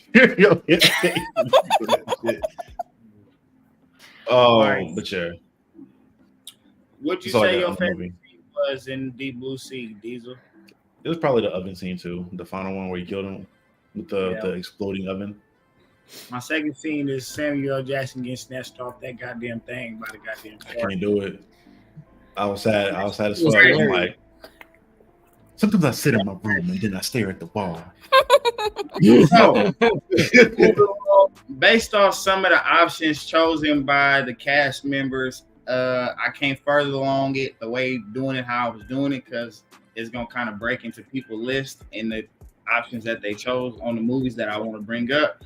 So I kind of switched it up last minute, and I'm trying to. Hopefully this works, but we're gonna do so. Each cast member picked about 5 to 7 movies of black horror films, and like I said earlier in the show, it's kind of class. We kind of got a common class of black horror. You feel me? It's either a comedy, a psychological sci-fi type thing, or it's either monsters and ghouls like vampires and all of that shit, snakes, sharks, whatever the case may be. We're gonna put animals in there as well in the monster side because that's a goddamn monster animal.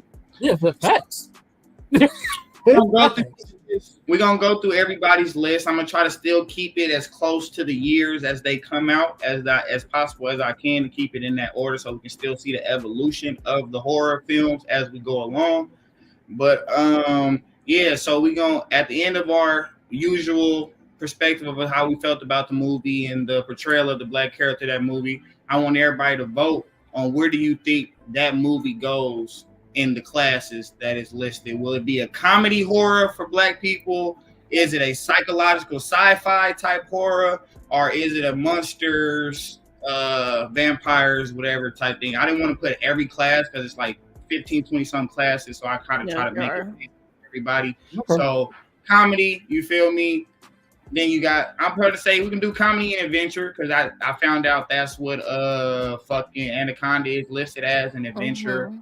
What's name? So and what's name on that? It's usually adventure if they have to like go somewhere. So yeah. Okay. But basically main comedy though. And then we got psychological and sci-fi. So anything fucking with the mind or supernatural. So sci-fi and psychological will be the same bracket. And then you have monsters will be anything you consider monsters like vampires, ghosts, ghouls, goblins, fucking big ass sharks and big ass snakes. You dig?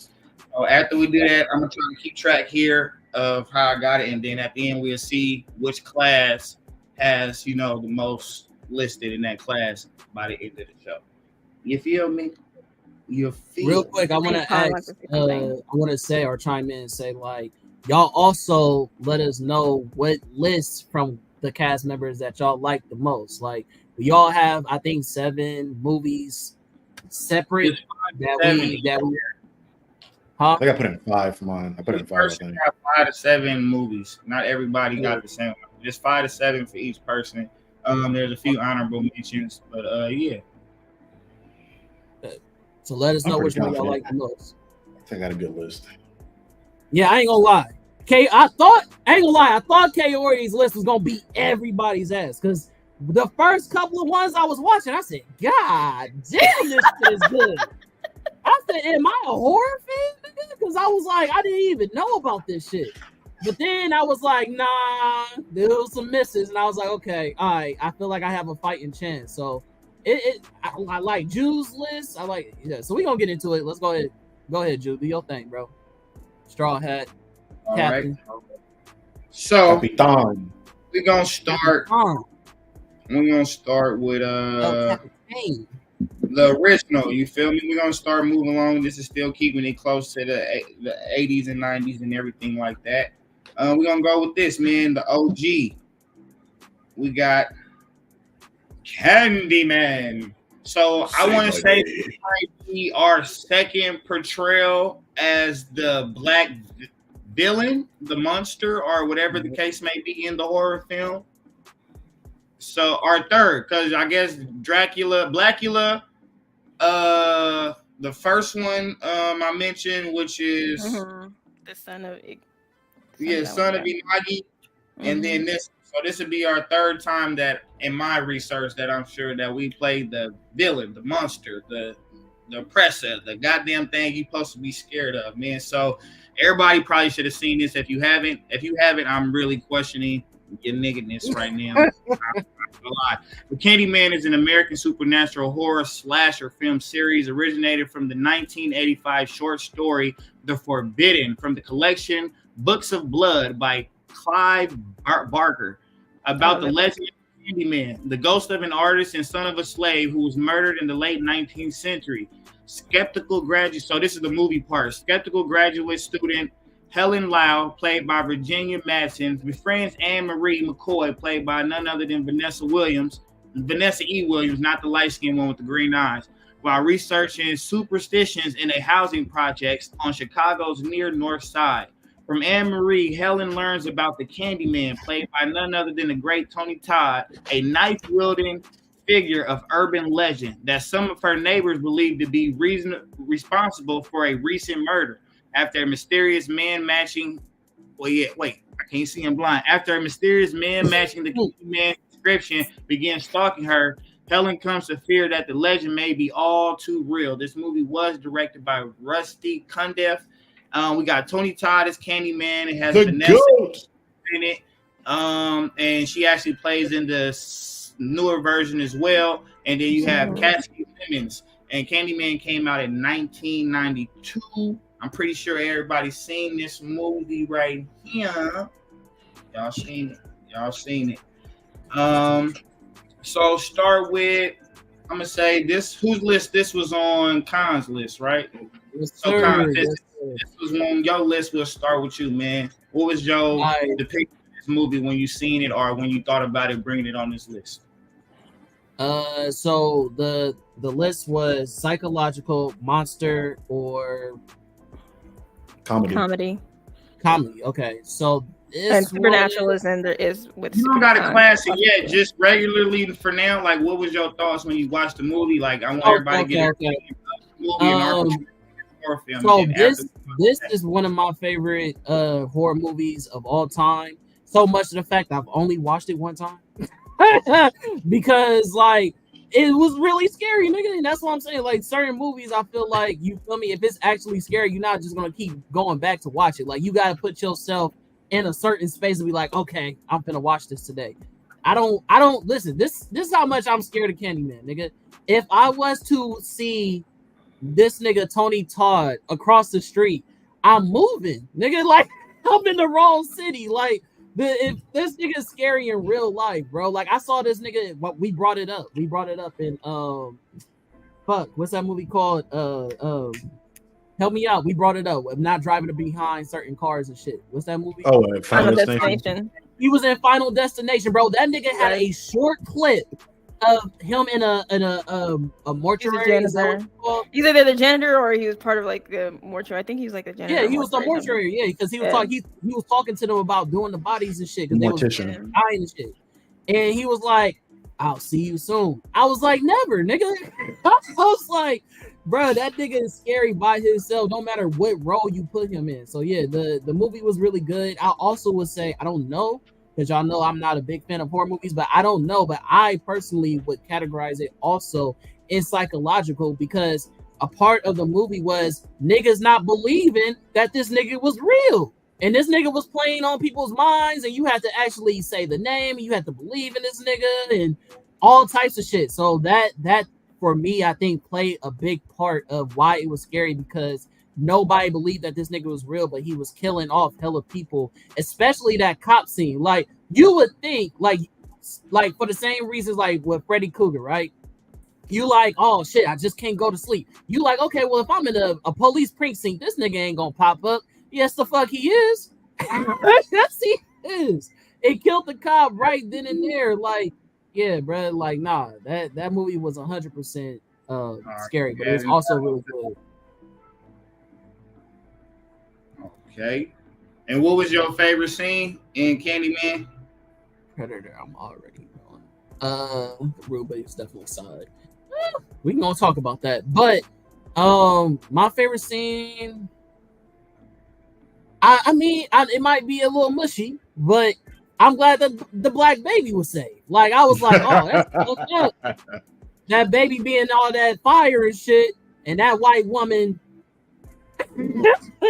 crawled that baby up out of there. No.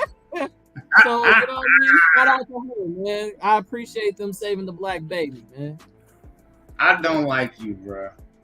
Hey, she military crawled out of a burning. It was like what, hella chairs and all types of shit. Like, what was it? Yeah, it was like a stack of rubble and shit. Yeah, I ain't got that type of bravery. I'm gonna let you know that right now. That white lady said, "I'm getting them out of here." Right. All right, Kaori. So this is probably like one of the only horror movies that I was not afraid of. One, because this man was minding his business, being an urban legend and letting people believe whatever they wanted to believe. And you decided to put my name in some nonsense and call for me. Y'all sent for me for absolutely no reason. And I had to come to the realization, it was probably when I was like 12 or 13, that if I don't say his name in the mirror, that has nothing to do with me. 5 times, nigga. You gotta say his name a crazy amount of times to not do it.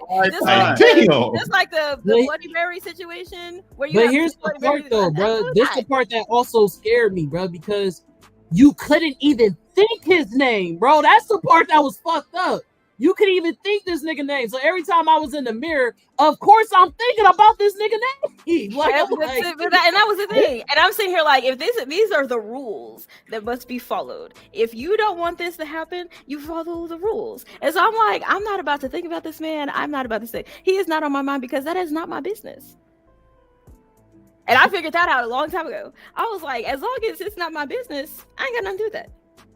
So that was probably one of the ones I actually talked myself out of being afraid of, because I was just like, if you mind your business, it ain't got nothing to do with you. But I did like the movie. I did appreciate the movie. Tony Todd, I love him. So I think I can agree with his very, very small clipped role in Final Destination is probably what actually scared me about him, because you're talking about you'll see me soon. Are you deaf? That's what I thought. That's what I thought. Are you deaf? Like, are you okay? A little bit. Me and that don't surprise me. Hell no. Naughty Slayer, bro. Don't surprise me. I have siblings too, and like I really one time that I wanted to try a Ouija board, and I just hell no. I haven't done it. I only have Ouija board earrings, and they're not even the full earrings. So I've never done it. I only got the board game. Listen, y'all niggas playing dangerous games. Listen, I learned a long time ago is that you're not supposed to. You don't do the Ouija boards, but the crystal balls are always fine.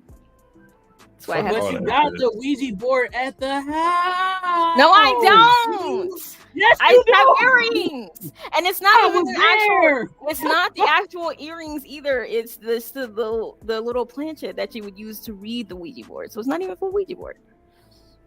Y'all niggas play too much. Y'all play way too much of that shit. Ain't no fucking way. Ain't no fucking way. I wish the nigga would. Listen, I love good supernatural haunted things. But my friend said, let's play with the Ouija board. And I said, absolutely not. No, ma'am. Is that really? I will do anything. I will do anything else with you. I will. What if you wanted to do a summoning circle? I got you. But the Ouija board, that. No. The Ouija board, absolutely not. No, ma'am. You ain't summoning shit. Except I ride to fucking leave my house, nigga. You ain't in my crib no more. I'm gonna summon Uber for you. I'm gonna summon you a taxi. This nigga thinks you're the wrong person. All right, so Kaori, what was your favorite scene in Candyman original? Every scene where he killed somebody. because he stood on business. I think it's like 5 people, and they only had like 5, 6 bodies. Yeah. Every scene where he does that. Diesel, what was your thoughts on? All right, so Kaori, what would you class this film? It's definitely psychological, supernatural for sure. Yes. All right, Captain Diesel, what was your thoughts on the original Candyman? Be my victim, head ass. That's actually pretty good. I love Candyman. Candyman was one of those films where, for me in particular, the thing I love the most about horror films is the prosthetic effects and how nasty you can make things look and feel with just like regular shit like pigskin, corn syrup, shit like that. So the prosthetics in this, like them showing his chest and having the bees all over his chest, and then Tony Todd having the bees in his mouth and shit like that. How they did all those prosthetics, because it was not CGI. That shit was all prosthetic effects and like and natural effects. Look what y'all did. Y'all over here talking about supernatural shit and lights over here going on and off. That's your ass, the Ouija board, nigga. That's on you. I don't have a Ouija board. I'll pray for you. I ain't got no friends on the other side, so I can't help you. I have plenty, but they wasn't funny. Hey, I got that reference. I like that. That was good. Hey, I like that. That was good. I have plenty of friends on the other side, but they wasn't bothering me. But yeah, this film's great. I loved how they wove this story into the Black community of Chicago, into the projects, into where they expound upon it more in the Nia DaCosta sequel, the reboot that happened a year or 2 ago, about him being like a hood staple essentially. But I love the aspect of everybody knows who he is and what it is, but it's kind of the Black folks thing playing onto the bystander thing of you minding your own business. You didn't see nothing, you don't know nothing, and ain't nothing gonna fuck with us. And he's the definition of you snitch, nigga, you got a problem. Keep my name out your mouth. If you keep my name out your mouth, all's gonna be good. And I really enjoyed the aspect of the one like gangster that was portraying the name of Candyman, going around killing people. And she thought she had like something to do with like, I'll take it, me Candyman. And she was like, "You call my name, bitch," or whatever. How you said it? He said it. But it was dope. I love this movie. Tony Todd is forever a goat. Forever a goat to me in horror, and not just Black horror, but in horror in general. From his voice being so iconic that him and buddy's name, oh my god, Spawn voice actor. I'm blanking right now. Goliath. You said the voice actor or the actor? Yeah, the voice actor from the animated series. Or they got Goliath too. Keith David. Keith David. Yeah. Their voices are so iconic. Fuck. The niggas were so iconic, and like when you hear their voice anywhere, you know it. You know it's them. And Tony Todd is that dude. Him and Keith David are like up there, but I think Tony, he's been a staple in horror. Like he's been so. I think if you look down his resume, he verified in the horror industry, and that's why I will forever love actors that continue to go back to horror, because it's just such a comfortable, welcoming place for Black people as time goes on. Other sequels though, the sequels are kind of buns. I ain't gonna lie to you. Candyman 2 and 3 were not it. They were not. Garpano. But I'm not sure what All Black said, because he apparently liked it. So he's about I think he just said Cabrini Green. That he was talking about the name of the hood that they were in. No, it's earlier. Earlier he said the reboot. Yeah, he said the reboot was definitely solid. He's talking about the recent reboot. I'm not talking about that. I'm talking about the other 2 sequels to that film. Okay. Gotcha. Yeah, the reboot was good. I enjoyed the reboot. Well, it's not even a reboot. It's a sequel. It's a sequel. It's not a reboot. Yeah. Continuation. Mm-hmm. Yeah, it's a continuation. It's not a reboot, really. Based off the end and the story because, like I said, Vanessa E. Williams is still in both, and she says that her son basically contracted when that nigga fucked with the baby, because that's the baby from the fire. He is the child from the fire, so it's a continuation. Like when all of that happened, that spirit was in him the whole time. So it's pretty much a requel. They just like said the mother of 2 movies, fuck them, they don't exist, but we're gonna happen right after the first one.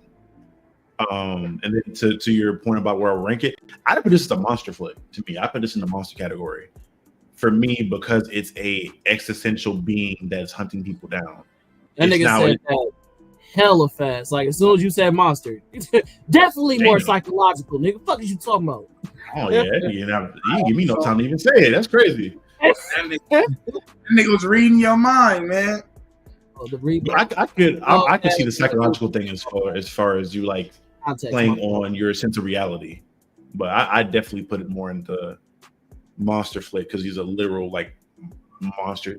Or if we're putting like serial killer in the theory in the not theory but in the psychological one. That's my fault. Damn. You said it right when he said it, but I get it now. You said that the reboot was more psychological. I get it. And what would you say your favorite scene was in Candyman original was? Oh, it was the fun when he fucking opened up the jacket. It was like tearing open, and you can see the bees in this fucking chest cavity and shit, and like crawl all over him. Yeah, that's not. I fuck with you. So for me, man, Candyman was if my brothers and sisters are on here, they'll let you know this is one of my favorite fucking movies. I'm that kid that tries everything that I see in a movie.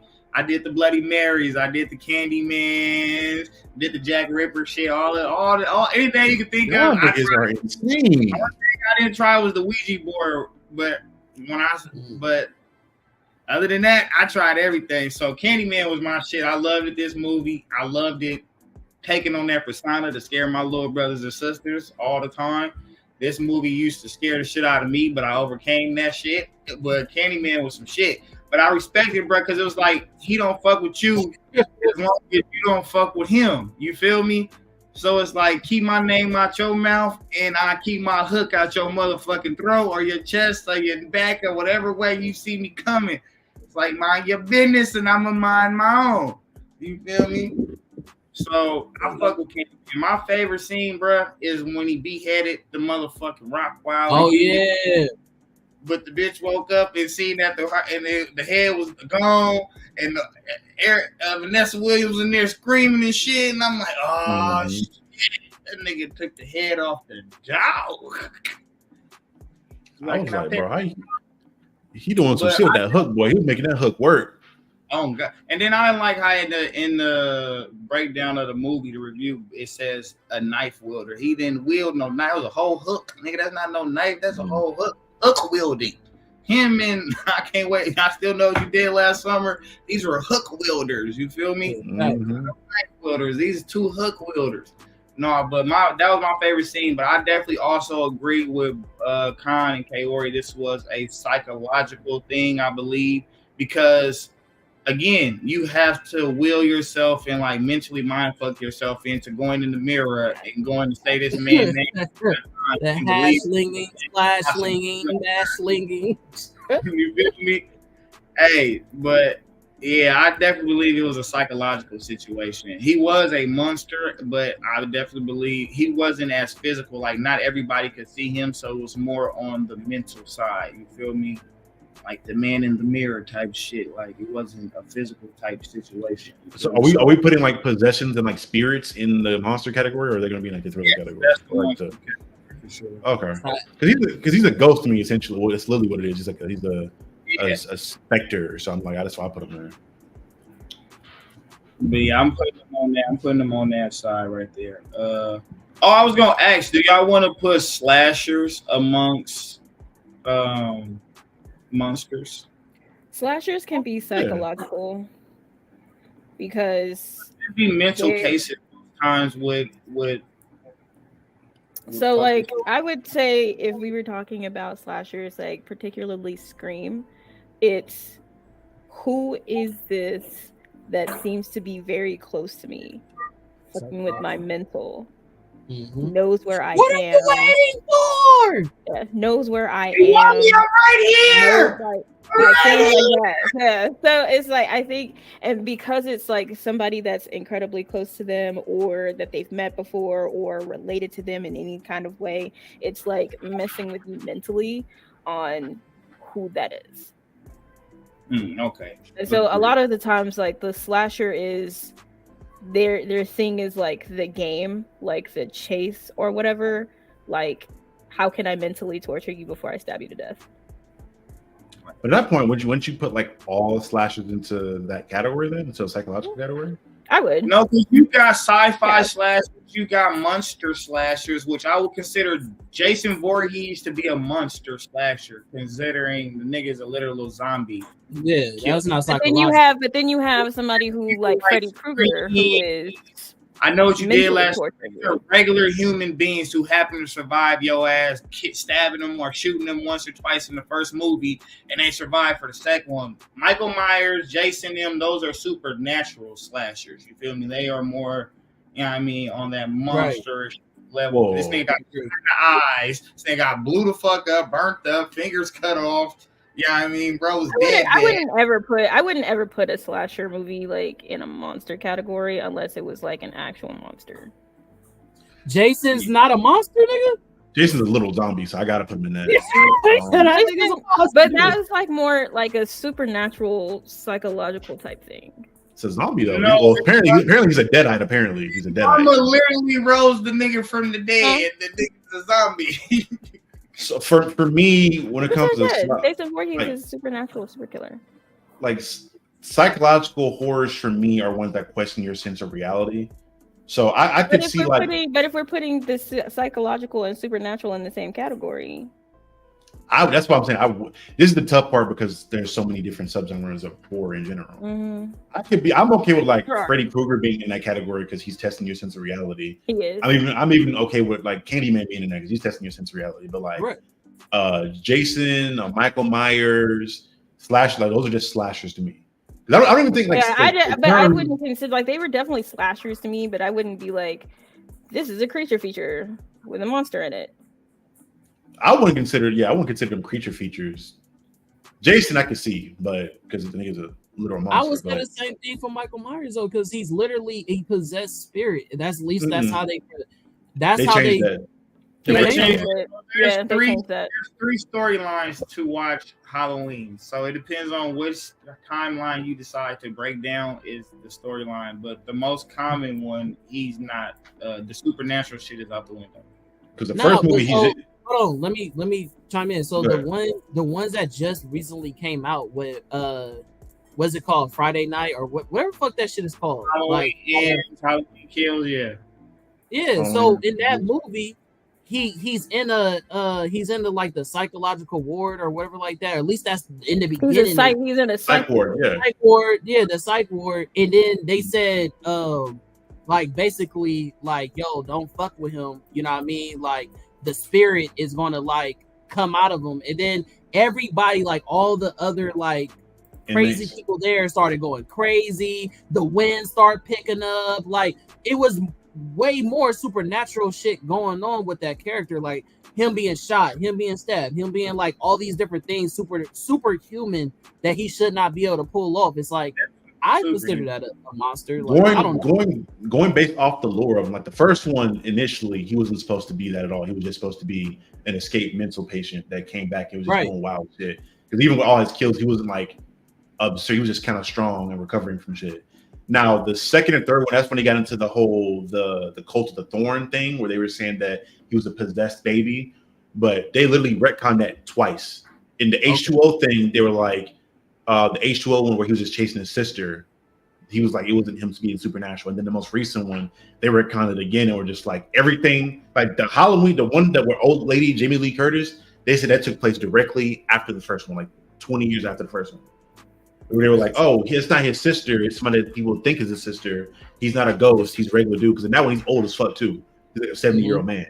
And as you see him from the back, he's white. And in the scene you're talking about, they were saying don't fuck with him because you don't want to trigger him and set him off. Because he's been docile and chilling, but it wasn't anything supernatural. And the other inmates look at him as like a messiah, I guess, because he got out before. Wait, which one are we talking about? How to drive? The most Halloween, like the Halloween. Yeah. Halloween, he's like an old ass dying person. Yeah, he's an old ass man. Now, granted, in the last shitty one, the horrible one that came out most recently, Halloween Ends. Yeah, I could kind of see your point because for whatever reason he looks Buddy in the eyes and like inspires Buddy to be him for whatever reason. Exactly. Yeah. But in that movie, they reveal in Halloween Ends, they reveal that he's just like an old ass dying person, but he had like some kind of supernatural origin, but he's still an old ass human being. Yeah. So it's weird. They don't really specify. They never that fix his, but I will restate my statement, and I would put, what is his name? Jason. In the, because they have him as a revenant zombie. He's not a deadite anymore though, or he's not a deadite at all, but definitely a zombie, formerly human. So I would put him like creature feature. Did they recap that? I thought they had Jason Goes to Hell. They had one of the Necronomicons in the book that brought him back to life. They don't. They said they had that comic. They had that crossover comic. They said it wasn't canon. So while we own it, before we move along, let me see. Since we're talking, I thought when you use the virtual background, the only reason why we blend, like it makes you disappear, is like if you're wearing the same colors, but you're not wearing the same colors. So I don't know why. You doesn't have a green screen. It's virtually like I have a green screen behind me. That's why I'm not getting keyed out. Oh, okay. If you don't have a green screen, you got to be up close to the shit. Got you. Okay, now I get it. Because they be hating on the player, man. Hating on the player. Yeah, man. But y'all, so we are listing this nigga Jason Voorhees though, off script as a fucking monster slasher type nigga. Yeah, that nigga's a zombie, a literal zombie. Mm-hmm. Yeah. Just making sure as a team. I like him as a Deadite though. I think the Deadite thing is cool, but it's just me though. You like the who? So have y'all seen Evil Dead? Yes. Ash versus Evil Dead. Yeah, so you like the Deadites, the zombies that come alive in the book, the Necronomicon. I think in Jason Goes to Hell, they showed that the Necronomicon was the book that made him a zombie. So he was like a Deadite. He was one of those possessed spirits, which is why he was so fucking broken. And then they had a crossover comic book in like the early 2000s, around before they did the Jason versus Freddy Krueger shit, where they had Ash from Evil Dead going against Jason in the comic book. I think that was apparently not canon. Yeah, and then the dude wasn't the Ash's character, the actor name, blanking on his name.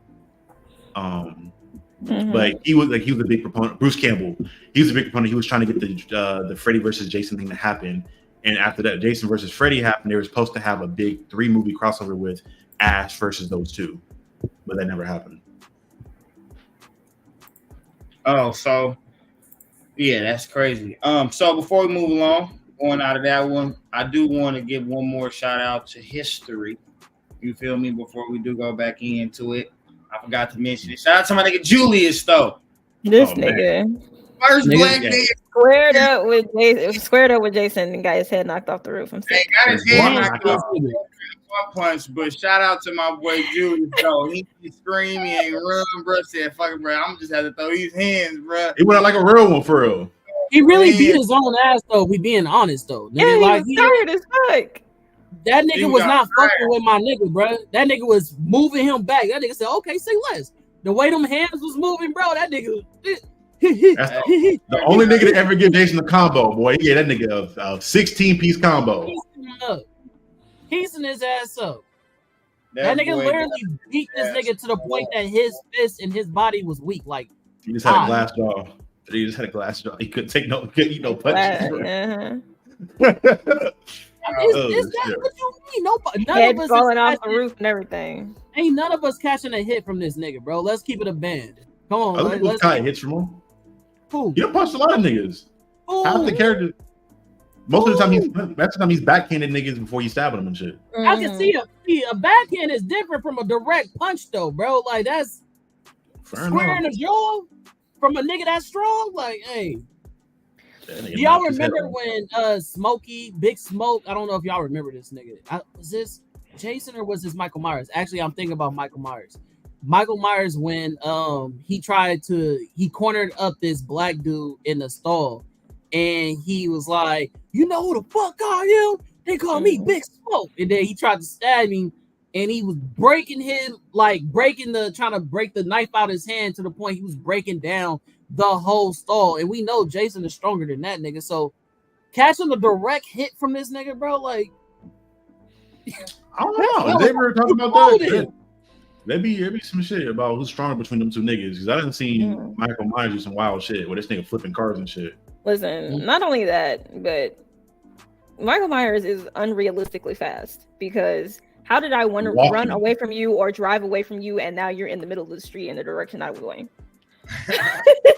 I've seen that fucking. This is one of my favorite horror scenes ever, nigga. In the first Halloween reboot movie, where they do that one take of him going from house to house, murdering niggas like in a spree. He's just like, here, boom, you gone, nigga. I'm here, boom, you gone too. Both y'all niggas gone. And he's thinking, I'm like, damn, this brother is like he's relentless.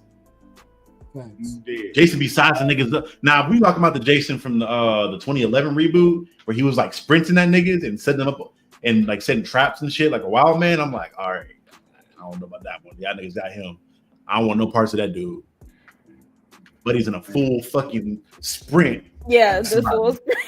I'm just like, hey, no, bro. I'd rather have you walk at me. Do we all? So outside of, I think Charlie, everybody agree that Candyman will go into the psychological sci-fi. Yeah, we did that. Yeah. Okay, all three of them. They all want to be on it. We'll go into. All right, this is one of my picks. We're gonna go bring out this one right here, man. Oh God. This is how the 2000s started off, man. After 99, 2000, man, this is how it started off. So we got Leprechaun in the Hood. So when aspiring hip hop performers Butch, played by Red Grant, Postmaster P, Anthony Montgomery, and Straight Bullet, played by Rashawn Nolly, cross-record producer Mac Daddy, played by none other than Ice-T, Ice-T. Their grudge against him leads to their own peril after they break into Mac Daddy's home and swipe an ancient medallion from a grotesque statue. The evil leprechaun, played by Warwick Davis, rest in peace, he actually passed away, is freed from his magical prison of Butch, Postmaster P, and Straight Bullet, along with Mac Daddy himself. This was directed by Rob Spira. Leprechaun in the Hood came out in 2000. This was actually, I want to say, either the third or fourth installment of the Leprechaun movie series. Fourth one, I think. Yeah, I think it's four. The fourth. Be like four. Okay, yeah. So everybody here seen Leprechaun in the Hood? No. I have. You ain't seen Leprechaun in the Hood? You mean to tell me the queen of horror movies hasn't seen the Leprechaun in the Hood? So they're actually part two. Like this movie, this shit was such a hood classic. They came out with a part two of this movie. Like you have. Now, remember when y'all was talking shit about me not watching hood movies? This would be one of them. Tales from the Hood is another one, and Tales from the Crypt is also another one. So what is your gripes with the Hood, man? Like, let's talk about it, because it's like, bro, I can understand if it was just a hood movie. Got it. I got it. Makes sense. I get it. But it literally is transcended into the genre that you love. You like, did the title say hood? Oh no. Like what? What is going on? Like, so first of all, I don't actually like any of the Leprechaun movies. Absolutely none of them. Really? It didn't really have anything to do with whether or not it was in the hood. I don't like any of it. Definitely was, sir. It definitely was, but it was a good. Yeah, it was a black exploitation, but I didn't like any of those. So I didn't really care for.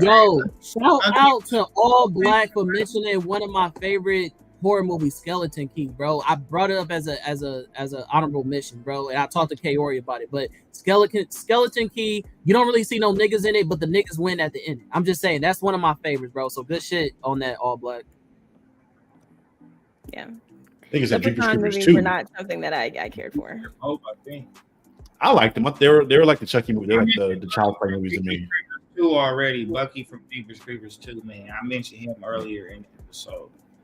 You feel me? But no, Leprechaun. So just so you probably could give a little vote on the category part, at least in the end. So it's another supernatural thing. It's one of those Candyman type situations. One of my favorite movies as well. It's like if you don't touch his gold, he don't fuck with you. Leave his shit alone, he'll leave you alone. You feel me? But if he come asking you questions on how to find this shit and you ain't kind of really willing to help, he might take that as a little bit disrespect and do something to you, especially if he kind of know something. You feel me? He basically the character of I would do a little something strange for a little bit of change. He's like, it's literally him, bro. You know, embodiment. But no, this movie though, bro. So basically, in both of them, his gold gets found by a bunch of motherfuckers from the hood. He comes and he gives them a brief warning first, like, hey, respectfully, hey, if you give me back me gold, me go on me way, you know, me just want to me sweet gold, but I can me won't do nothing to you. They decide to be greedy, ghetto hood motherfuckers, like, you know, basically, they all is. And bruh said, all right, well, me going to show you better than me can tell you, you know. Is he Jamaican or is he fucking Scottish?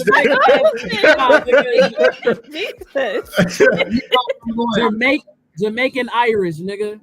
Hey, so besides all that, bro literally starts knocking people off in like the goriest forms, bro. Like they can't kill him. They done shot him, stabbed him, bro. Be coming back from anything you throw at him, bro. Basically come back from the shit. You gotta technically trap him with his gold and all this other shit and trick him. But bro, come back from anything you could think of. Anything Michael Myers and Jason Voorhees went through, bro, do the same thing and came back. Like you can't stop. There's only one way. Give him his shit. You feel me? Or trick him some way to trap him into something. I forgot how they trapped him in something the first time, and then he came back. I think you could actually trap him in the gold, and then it's like, you have to like one of the movies they shot like 4-leaf clovers inside of him. So it has something to do with the 4-leaf clovers. Right. So boom. So bruh with the bomb after getting high off weed, how you gonna smoke my weed and kill me, bro? Crazy. Oh, that was some leeching shit right there. He leached heavy right there. But no, so bruh basically knock off everybody that don't give him his shit back. And like he does it in some gory ass ways. It's very ghetto. Like he does it in hood ways. Niggas is on motorcycles, all kinds of shit. They rappers, as you can see in the first one. Ice-T, a producer. We kind of like one of them. Remember House Party? What's bro name? Played by Bilal? No, not Bilal. The pimp nigga in House Party when bro was about to get married. I can't remember that one. I forgot that one. But I know what you're talking about though. I can't think of his first name. David Collier or something like that. But he played by him. But bruh, he like that. But I've seen it. Con seen it. Diesel, you seen it? Unfortunately. What you then? What you mean for you like Leprechaun in the Hood? I love the Leprechaun movies. Like the first 2 to 3 were really great for me. Leprechaun in the Hood. I know. I told them. I think my grief with the Hood movies, like Hood movies in general, to me feel like, again, I feel like blaxploitation, where it's always producing the absolute worst part of Black community, where niggas are acting all out of, niggas are greedy, niggas are doing all kinds of ignorant shit. And I'm just like, damn, can y'all niggas just like do something that doesn't involve you being in the hood or being a bad stereotype? And that's what I didn't like about these films, for real. On top of the fact that like all the best kills from this shit happened in like the first 3 movies, and then niggas were running out of ideas later on, so they made all the kills in this one related to hood shit. It's like, all right, cool. Plus, part of me feels weird about, damn, you found creative ways to kill all these Black folks, huh? This little white man on the hood killing off all these Black folks. It's crazy. I fucking hate it. That's why I don't like the hood movies like that, especially movies like this where it's like, nigga, like they're not even trying to hide the weirdness of it. I felt really uncomfortable watching this shit. I watched thinking it'd be as good as the other 3, because the first 2 were solid. Third one was kind of and these were just fucking buns. They ran out of steam by this point. And I ain't even gonna talk about the Leprechaun reboot where they made this nigga like a alien thing, or not an alien. He was like a like, what's the word I'm thinking? Like a nocturnal fucking goblin thing. I don't know. Yeah, I think he's like a goblin or some shit. I remember. Yeah, the Leprechaun shit fell off really heavy for me after the first 2. I feel you. So you don't have a favorite scene from Leprechaun in the Hood? I guess the bong shit, because I thought smoking weed was funny for a little bit, because my granddaddy was like, ain't no fuck. Never mind, me almost cussed really bad. My granddaddy was anti-weed like that, so I thought smoking weed was funny. It was funny to me. Thank you, yeah, but fine. Thank you. It's like it was bad, and I that's why I see a lot of hood movies now. If you can write an intricate tale about the hood from a perspective that's not just niggas being ignorant, and they're actually like showing the struggle that they actually deal with on a daily basis. I'm like, all right, cool, I can get with that. But I think a lot of hood movies kind of dive into the deep end of like, oh, this is fucking the hood. This is horrible. It's dangerous. Things are dying every day. B.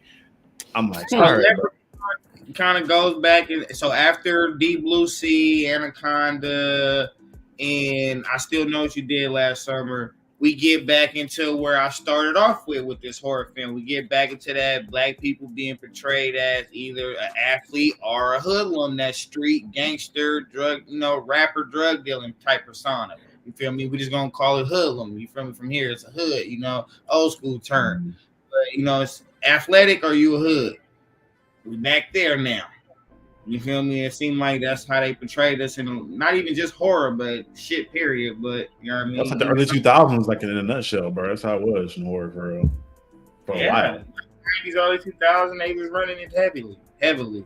Because 90s sitcoms showed home, like, we got all our black 90s sitcoms, that showed home, like father parenting and, parents, father in the house, present, all that type of shit. Then we went from 90s sitcoms to the 2000 movie era where everything is a hood movie. Everything is a ghetto movie, some type of, even if it ain't got nothing to do with the direct streets, from like even hair salon, barbershop, all that shit revert around, the outlooks of the hood. You know what I mean? So we be put in being choked in the worst way.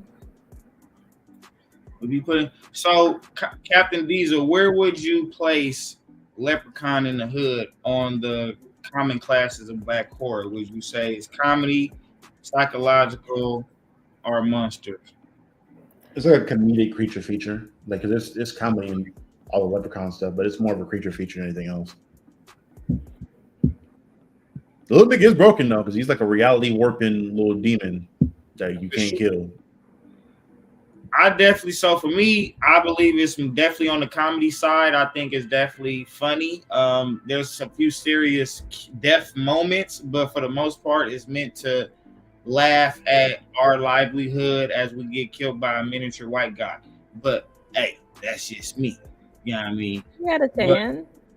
You feel me? But it's definitely on the funny side. Only thing it made me scared of was little people. But that's about it. But no, it's first of all, go to hell, because I ain't had nothing to do. Nothing. I didn't have nothing to do with that. For me, my favorite scene is definitely. I think a lot of shit is black exploitation, but that's just me. You feel me? We can get into that on a different day. But my favorite scene from Leprechaun, bruh, is old girl when she had the gold tooth, and he went in there and yanked that bitch whole bottom jaw out. You feel me? And I was like, oh, that nigga. And then put it in his mouth, though. Hey, and then, bro, slapped it in here like, oh, I like that there. Like, oh, yeah, he clean. Bro, really about that business. I liked the kill scenes in Leprechaun the most out of anything. I think I liked the way that he went about his kill scenes. Like, he really people on the way he took out the victims in that movie versus everything else. So I definitely put it in the comedy bracket. Con, how about you on this movie since Kaori has not? Well, I couldn't wait. So I love this movie. The Leprechaun is one of the only scary movies that actually scare me. Like that, I was never afraid of Freddy. I was never afraid of Jason. I was never afraid of Scream. But this little nigga was the creepiest, scariest nigga ever, bro. They also played this song. Like, I don't know if y'all remember the song, but the sound bite that they used at the ending of the movie for both fucking movies is creepy as fuck for me. It creeps me out. The nigga when he smiles is creepy as fuck. But I actually have a weird take on this movie as far as like people saying it was exploitation. I feel like what you said earlier when he first brought it up, this is actually done correctly. Like it might, you feel me? Y'all might have y'all gripes, but me personally, I fully enjoyed it. It was hilarious. It was some like crazy fucking placements of where people was being killed. Like he said, when he took out girls, too. First of all, that was hilarious because the way she was trying to psych him out, like try to like mouthpiece him into not killing her was hilarious. And then she snuck him and she was like, yeah, motherfucker. But anyways, past that, he killed somebody else in the barbershop with the clippers. That was clean. Then one of the boys was beating his ass, boxing him. Another, like, I guess Jason reference where a nigga beat his own ass by trying to fight the supervillain. You feel what I'm saying? So when he tried to beat him up, he got tired and he was like, "Oh, okay, you done?" And then he broke his leg with, like, I think a bat or something like that and fucked him up. But yeah, I love this movie, bro. I thought it was hilarious. I thought it was well shot. You like how Jude said it, like the kill scenes was very creative. And yeah, bro, black people still won at the end. Like, a lot of them niggas died, but you know, they had survivors. They just had to give up the money that they was being greedy over, which was gonna kill their friendship anyways, because what happened was is that they were all part of a like rap group or you know, like you said, music or whatever, and they was like, oh, this is how we gonna get out of it, but we gonna keep this just between me and you, and they didn't share with nobody else. That's the whole problem, is that they wasn't trying to share with everybody else. And I actually think that was methodic by the person who shot the movie. Was that is the problem in the hood, is that everybody is killing each other based off of trying to be greedy. So, like, yes, was it satire? Yes, was it comedy? Yeah, but was there a gem that was dropped in there? You know what I mean? Maybe if you was paying closer attention. So yeah, definitely showed the portrayal of how greed is a big thing in our culture. You feel me? And how quickly we turn on our best friend, close friends, family, cousin, you know, once some form of currency gets involved. You feel me? I definitely showed a big portrayal on that. You feel me? So I loved it. I ain't gonna lie, I loved the movie. Was it black exploitation? Yes, but I think it was one of the fairly well done versions in that time. Because I ain't gonna lie, we got a lot. You feel me? We got a lot. Kaori, you didn't watch this, so I guess you probably, off of what you heard, what would you kind of consider the class of this movie might be, as far as like kind of what you heard? Would you have like a little idea? I would say comedy. Comedy? Okay. Diesel, what did you say again? Like a creature feature. Creature feature. So you have like basically monsters. Yeah, I can see the comedy though. I can see the comedy. What about you, Kyle? That, I mean, it's obvious. Yeah, comedy, but also creature. Like it's a monster, but comedy monster movie. Yeah. All right, I'm gonna throw him in comedy. Just for right now. I'm throwing me over there in the comedy. All righty. All right. So now we're about to go into one of these, man. This pick right here is by my boy Charlie, man. If y'all haven't seen it, it's a Saw. Came out in 2004. Danny Glover is in this one, man. Very great actor. Shout out to Angels in the Outfield. Still got it on VHS. In Saw, David Tapp is a police detective who investigates a series of crimes linked to the same murderer. The victims have been placed into traps that attempt to teach them to appreciate their life, a quality they decidedly lack. The victims who fail this test have a jigsaw piece cut out of their bodies.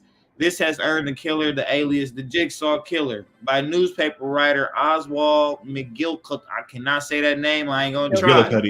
McGillicuddy. Saw 2 later reveals these missing pieces have been intended to show the missing survival instinct of Jigsaw victims. This was directed by James Wan. There's about 6-7 installments of Saw. How many? 10.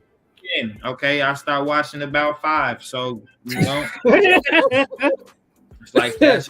It's, you know, sometimes you just gotta call it quits. But yeah, so I ain't gonna lie, Jigsaw is one of those. I mean, Saw is one of those movies that fucks with my phobias. Like, so I'm like kind of claustrophobic. I don't like to be tied up, none of that shit. I don't want to be contained. I don't want to feel like I'm boxed into nothing. You feel me? And the way Saw worked was, it's a whole lot of you locked up chains. You feel me? I'm embodied my ancestors. Please do not cuff my wrist. None of that. Me no like none of that. So I was actually very scared of this movie. It took me a minute to finish it growing up. You feel me? Because I just was like, nope. Fuck no. Gave me anxiety to be around certain people. Like, it looked funny. Like, I can't go into no rooms with nobody. You might wake up in a goddamn room with a damn fucking Venus flytrap around my goddamn head made of metal.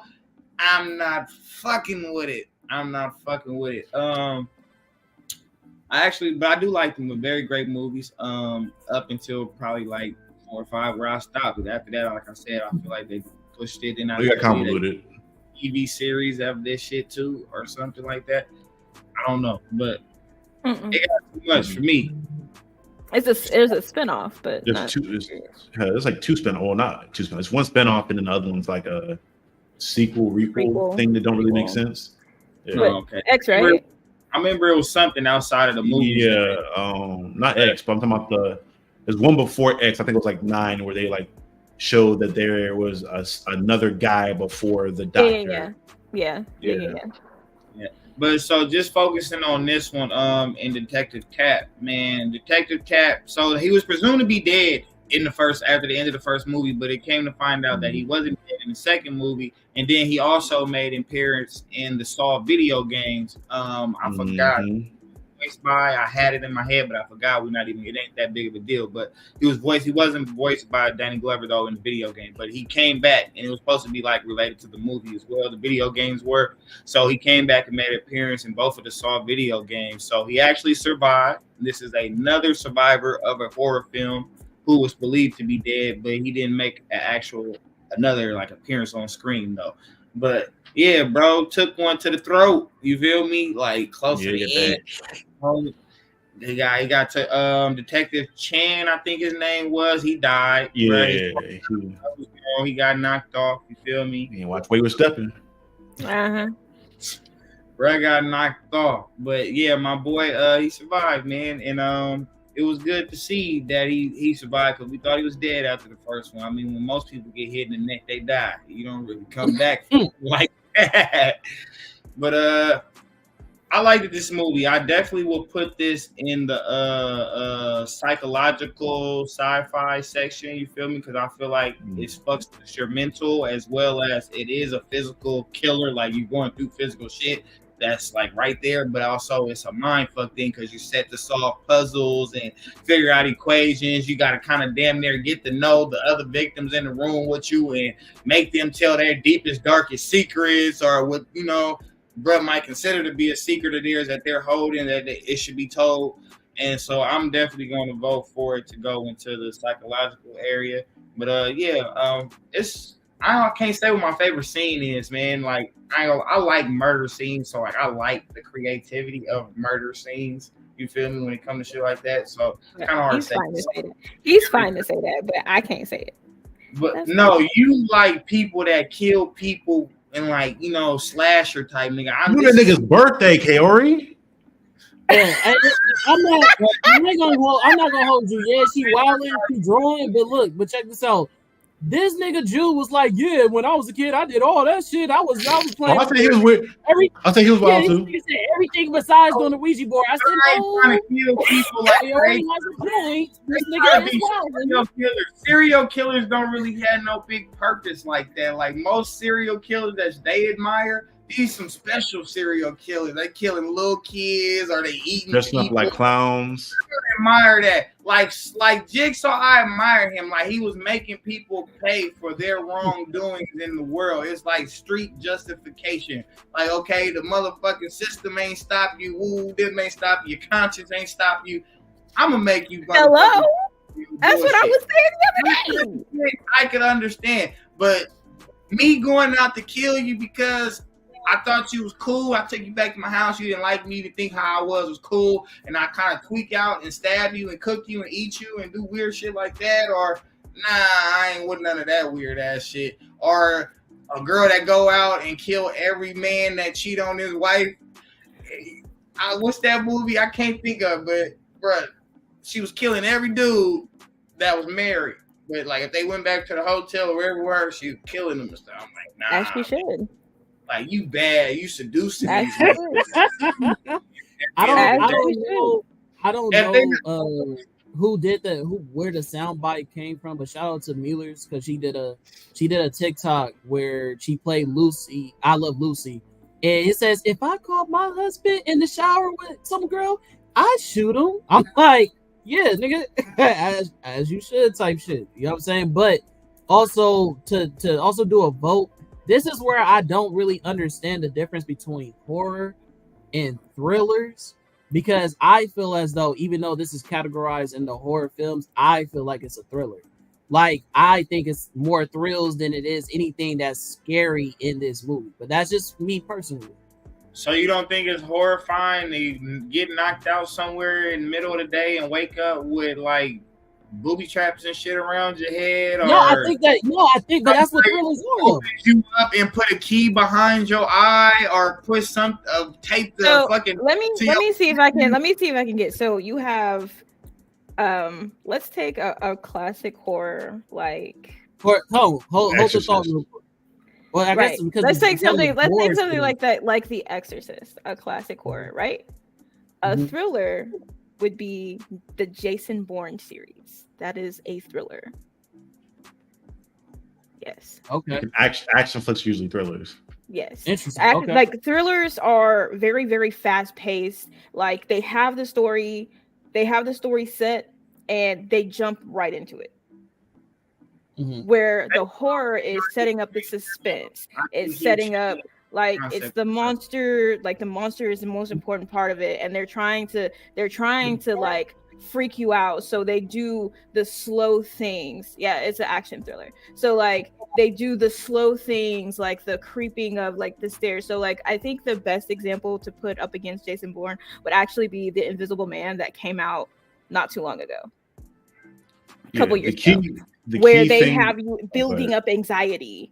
Like you have no idea if he's standing right here next to her while she's standing in the kitchen, or if she's just in the kitchen by herself. And that's like the terrifying part of it, because you're like, where the fuck is he? Type shit.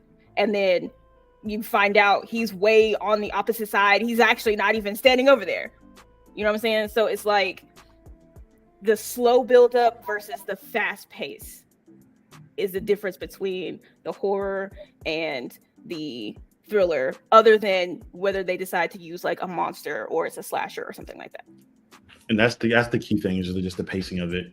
Because I think to your point, as far as like during the climax of horror movies where niggas are running and all kinds of shit's going down, but that's the climax versus, especially in Saw, where in Saw literally each trap, they're like in the room, they go through the tape, they go through reflection. And it's just that slow build up to them like freaking out and finally dying in the trap. And that's how every trap, it's just a slow build up of them waking up. Suspense, right? But see, that's what I'm saying. So like when it's gonna come, well, I'll bring it up. I'll bring it up when it comes up.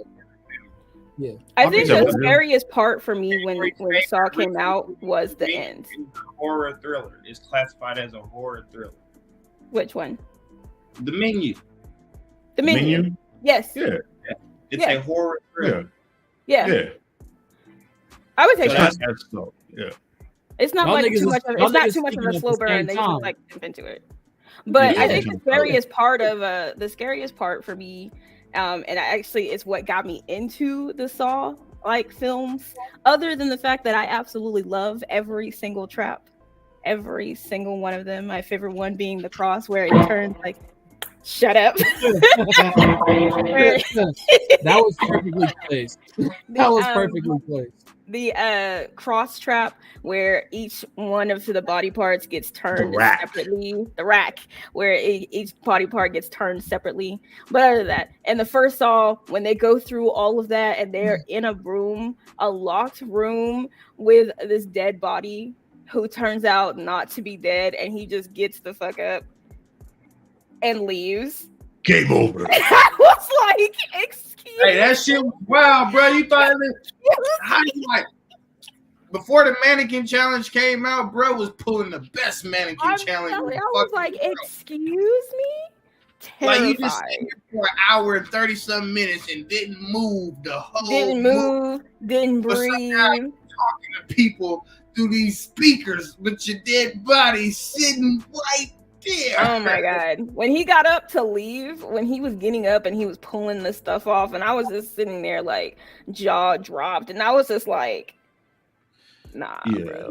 I think I would have had a heart attack. The thing I love about the Saw movies is because there's multiple black people in the films. I think there's 2 black people that survived in the films, I believe. And the third or fourth was another detective.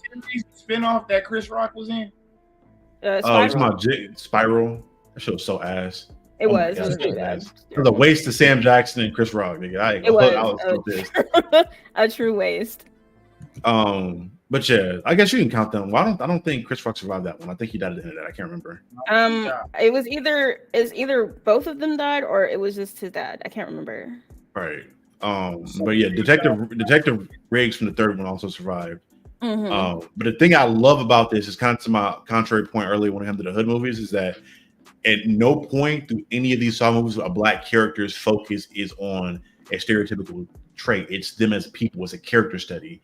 And Detective Tapp, the thing I loved about him was that he was a protagonist, yes, but he wasn't always a good protagonist. The nigga was really fucked up in the head and would do whatever it took and sacrifice whoever it took to get this guy that he was fixated on catching as a cop. And he was really a bad person that you saw going through this shit. He was. I really just wouldn't say Jigsaw was a serial killer. Ori? I'm just saying, that's just me. All right, so moving along, you know, we're building. Oh wait, Con was saying something. Con was saying something. I was just asking a quick question. When y'all said, go ahead.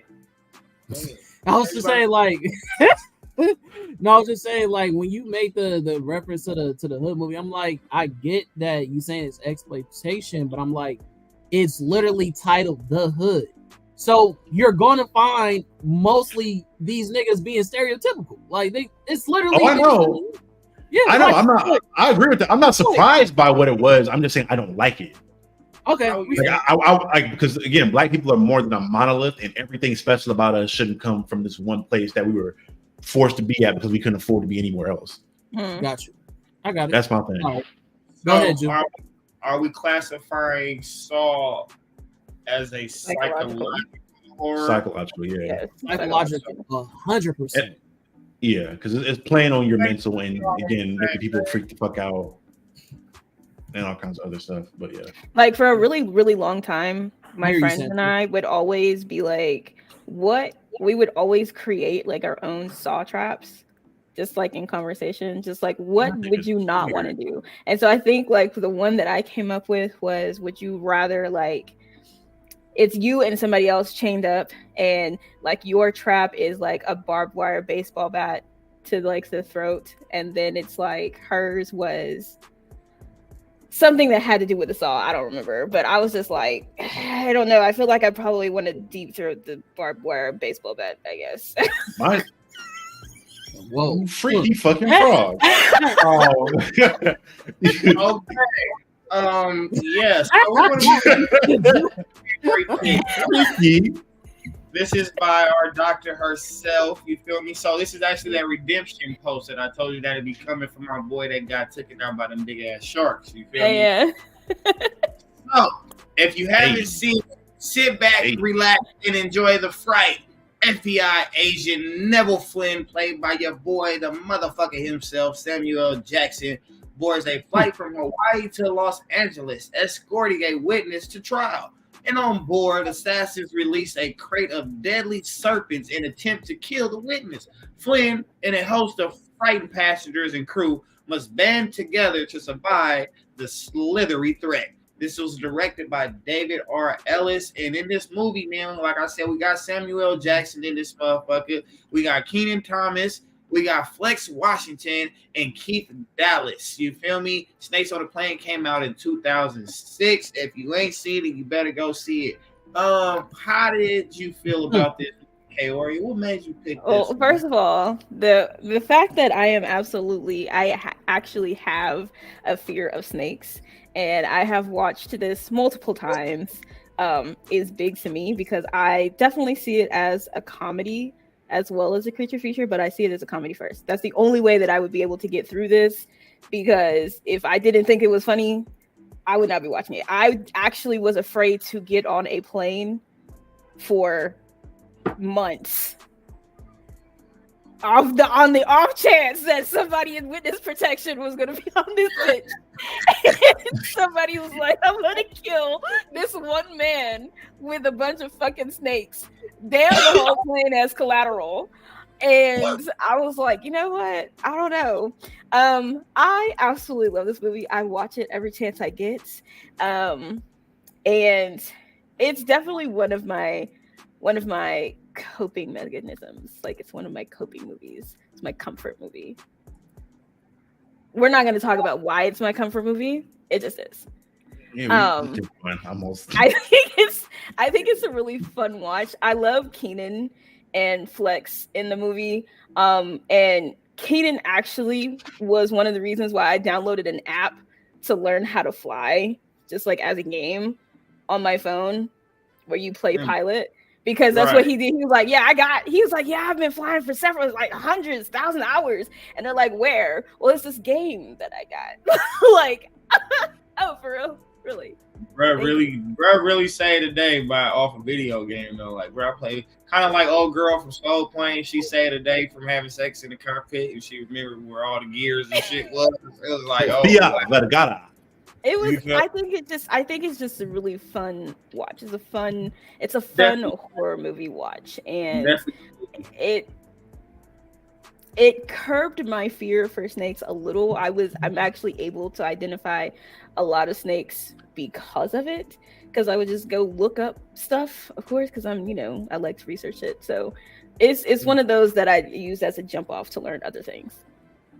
And so you classifying it as a monster film? I'm gonna classify it as a comedy. Comedy, okay. Con, what'd you think it about? Was definitely not a monster because it's not a, you feel me, like there's snakes on the plane. There's snakes on this motherfucking plane. But I it's the fact that, you feel what I'm saying? None of them was like ferocious. None of them was gigantic and super smart or what any of those different things that made it like. Did you miss the anaconda? Huh? Did you miss the anaconda? What? The anaconda? Did you miss that? Yeah, but I mean, that was one. Does that make it a monster film? Because no, I'm not saying it was making a monster film. I was just saying, like, for the snakes on there, that was a big ass fucking snake to have on the yeah, and then it wasn't like Anaconda the movie where the nigga was anaconda, but way bigger than what the nigga should be. You know what I'm saying? Like the anaconda that was on that plane was. I ain't gonna lie, snakes on the plane, as far as making me afraid of the serpent snakes, I think snakes on the plane had me more afraid of snakes than anaconda did, because it was like, okay, there's real. Yeah, that is a fact. I was not afraid of. I mean, I've always been afraid of snakes. Nowhere to really run on a 2-story plane. There's nowhere to run. Then there's pheromones going off to make these snakes aggressive at that. Like, exactly. Who let these motherfucking snakes on this motherfucking plane? Hey, talk about how inefficient that was to assassinate somebody, and all that extra work. Like, nigga, you got to get all the snakes, sneak them through the airport, sneak them on the plane, and then somehow get the pheromones through the air vents to make the niggas aggressive, and then put them on the lays. Right, everybody else. That's some planning for your ass. But this was like, you could have shot this nigga. You could have done anything. Motherfuckers though, so they had already been doing this shit. They had access to the airport. They had access to everything in town. So it like this was easy to them. You feel me? This was an organization where if bruh told, the whole organization was going down. So, they been doing big ass murder jobs like this, getting rid of witnesses and shit. You feel me? So, but see, and that was the thing that I think that scared me the most when it came to like me being on a plane, is that you are willing to have all of this collateral damage for one person, and getting rid of witnesses is one thing, but all of us on this plane are not fucking witnesses, my guy. I don't know you and I don't know him, so why are you killing me too just because he decides he gonna get his ass on this plane? Oh, that's crazy. After watching Griselda nigga and seeing how efficient they were at assassinating niggas, I'm just like, exactly. You like, did all this shit to kill one nigga, or you could have shot him. If you can sneak all these snakes on a plane, you could have snuck a gun in to shoot this man in the back of the head and kept the buck. Hello. Facts. I definitely could have just killed this man. Pop the nigga. For sure. They snuck an anaconda on a flight. So right. So I'm guessing, Con, you saying this is a comedy as well, in your opinion? Yeah, it's a comedy. Sorry, I'm about to get ready to go. Good. I'm just making sure 2 comedies. Yeah, bro. Yeah, I got 2. Sorry, I'm listening. Go ahead, bro. What's your favorite scene in Snakes on the Plane? My favorite scene. Hold on. Yeah, damn it. Wait, is my mama just answer? How did that happen? Give me 1 second. Can somebody transition real quick? Hold on. Sorry, yeah. Captain. Yeah. What was my favorite scene? Oh, go ahead. Yeah. I would. It's a comedy. Well, it's a comedy. It's a comedy. You got Sam Jackson saying the shit he's saying. Motherfucking snakes on this motherfucking. Yeah. Having King Thompson in it just is. Yeah. Considering it's definitely a comedy, but I was gonna call it a monster flick just because the amount of snakes that are in here and the amount of kills that you get from different type of snakes is basically like a zombie type, just a snake form. So I feel like these were monster creature type situations. You feel me? Especially with the pheromones to make them aggressive. They were definitely aggressive. But favorite scene? It's the flamethrower, the fucking hairspray with the lighter shit. The scene where he came out of there on some Terminator shit with it and was lighting them up. I'm like, yeah. Trying to burn them. My shit. My favorite scene is actually right in the beginning when the stakes start hitting, bro. You remember, the white girl sitting in her seat and the snake hit her in the window mouth and the throat and the shit just swelled up. Then they show her again in the scene. She just flopped over in the seat, just all fucked up. That little red viper went in that bitch's throat and it was over. That's why I was like, ain't no way this pit viper jumped in her throat instead of just biting her throat. What the fuck? This shit jumped in her throat. Tongue. What's up? Comment. So quick thing. One favorite scene in the movie was when Samuel Jackson was popping the snakes out the little suitcase and shit like that when they had him cornered. As far as where I put this category in, I agree with everybody else. It's a comedy. Also, I have to go. I'm sorry. This is not, I normally never leave out on a podcast, but today is my uncle's birthday that passed away. And they threw an event. I'm super late. Tried to stay. If y'all want to do a part 2, we can. If y'all want to finish the podcast, that's great. But I'm about to dip. Julie, you did a great job. Everybody, thank you for contributing. Thank y'all for being on the podcast. Thank you for all the viewers. Y'all have a good night. Appreciate y'all tapping in with me. Y'all have a good night. Appreciate you. Enjoy it. Yes, sir. Let you know what the outcome is on the list. Is that why you got on that damn fedora? Yeah, that's fine. I figured that's what it was. Yeah, see. So we put in that one into the category of comedy. The vote, I voted monster, so it was 3 votes for comedy on that one right there.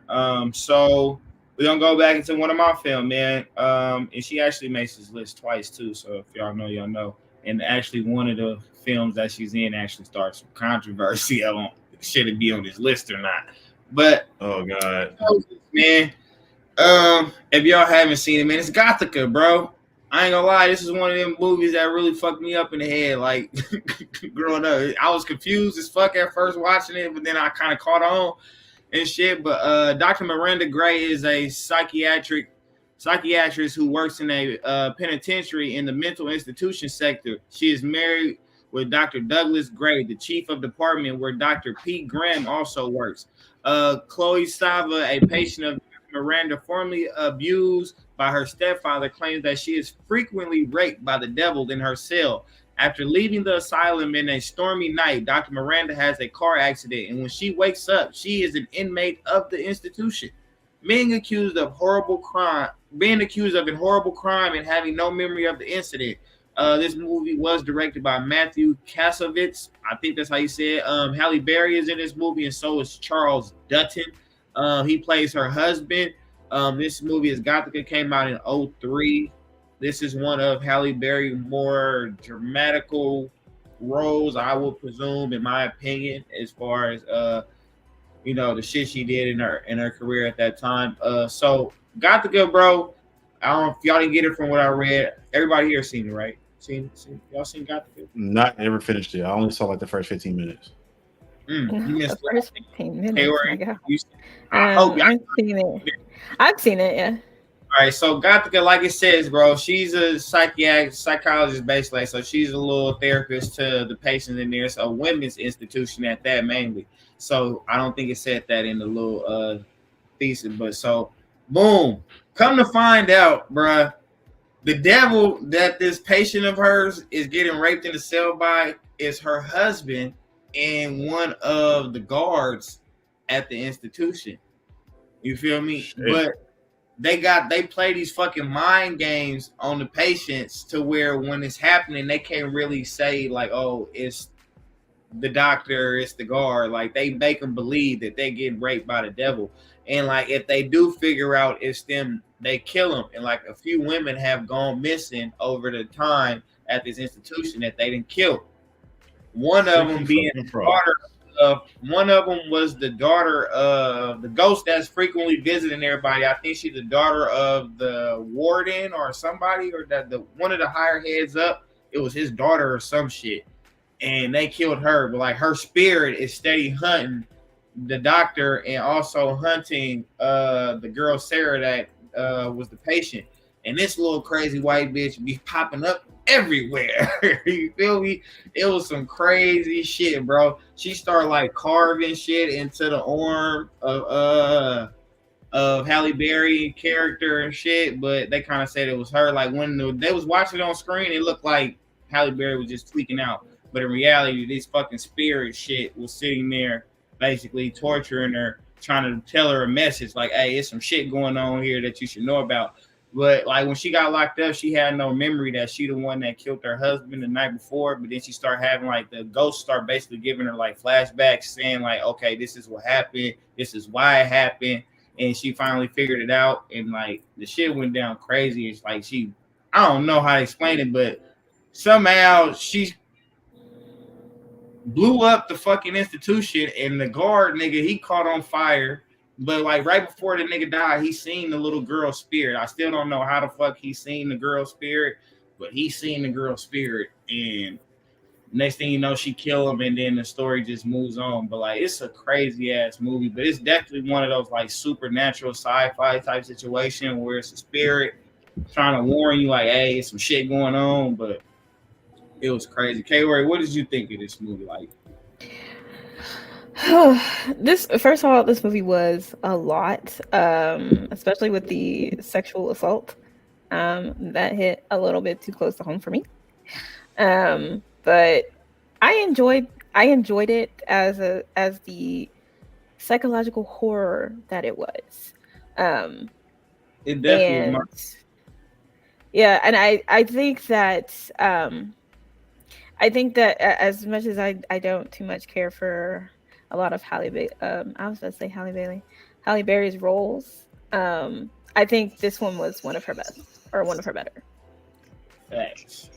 Definitely one of her most dramatical roles. This shit scared the shit out of me. I ain't gonna lie, it had me nervous for a minute. You know, Definitely.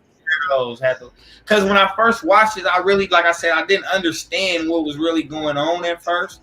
And like just like the movie, I guess that was the point of the movie. But like later on, I'm like, okay, now I'm starting to get it. Like, okay, her husband was this nasty motherfucker.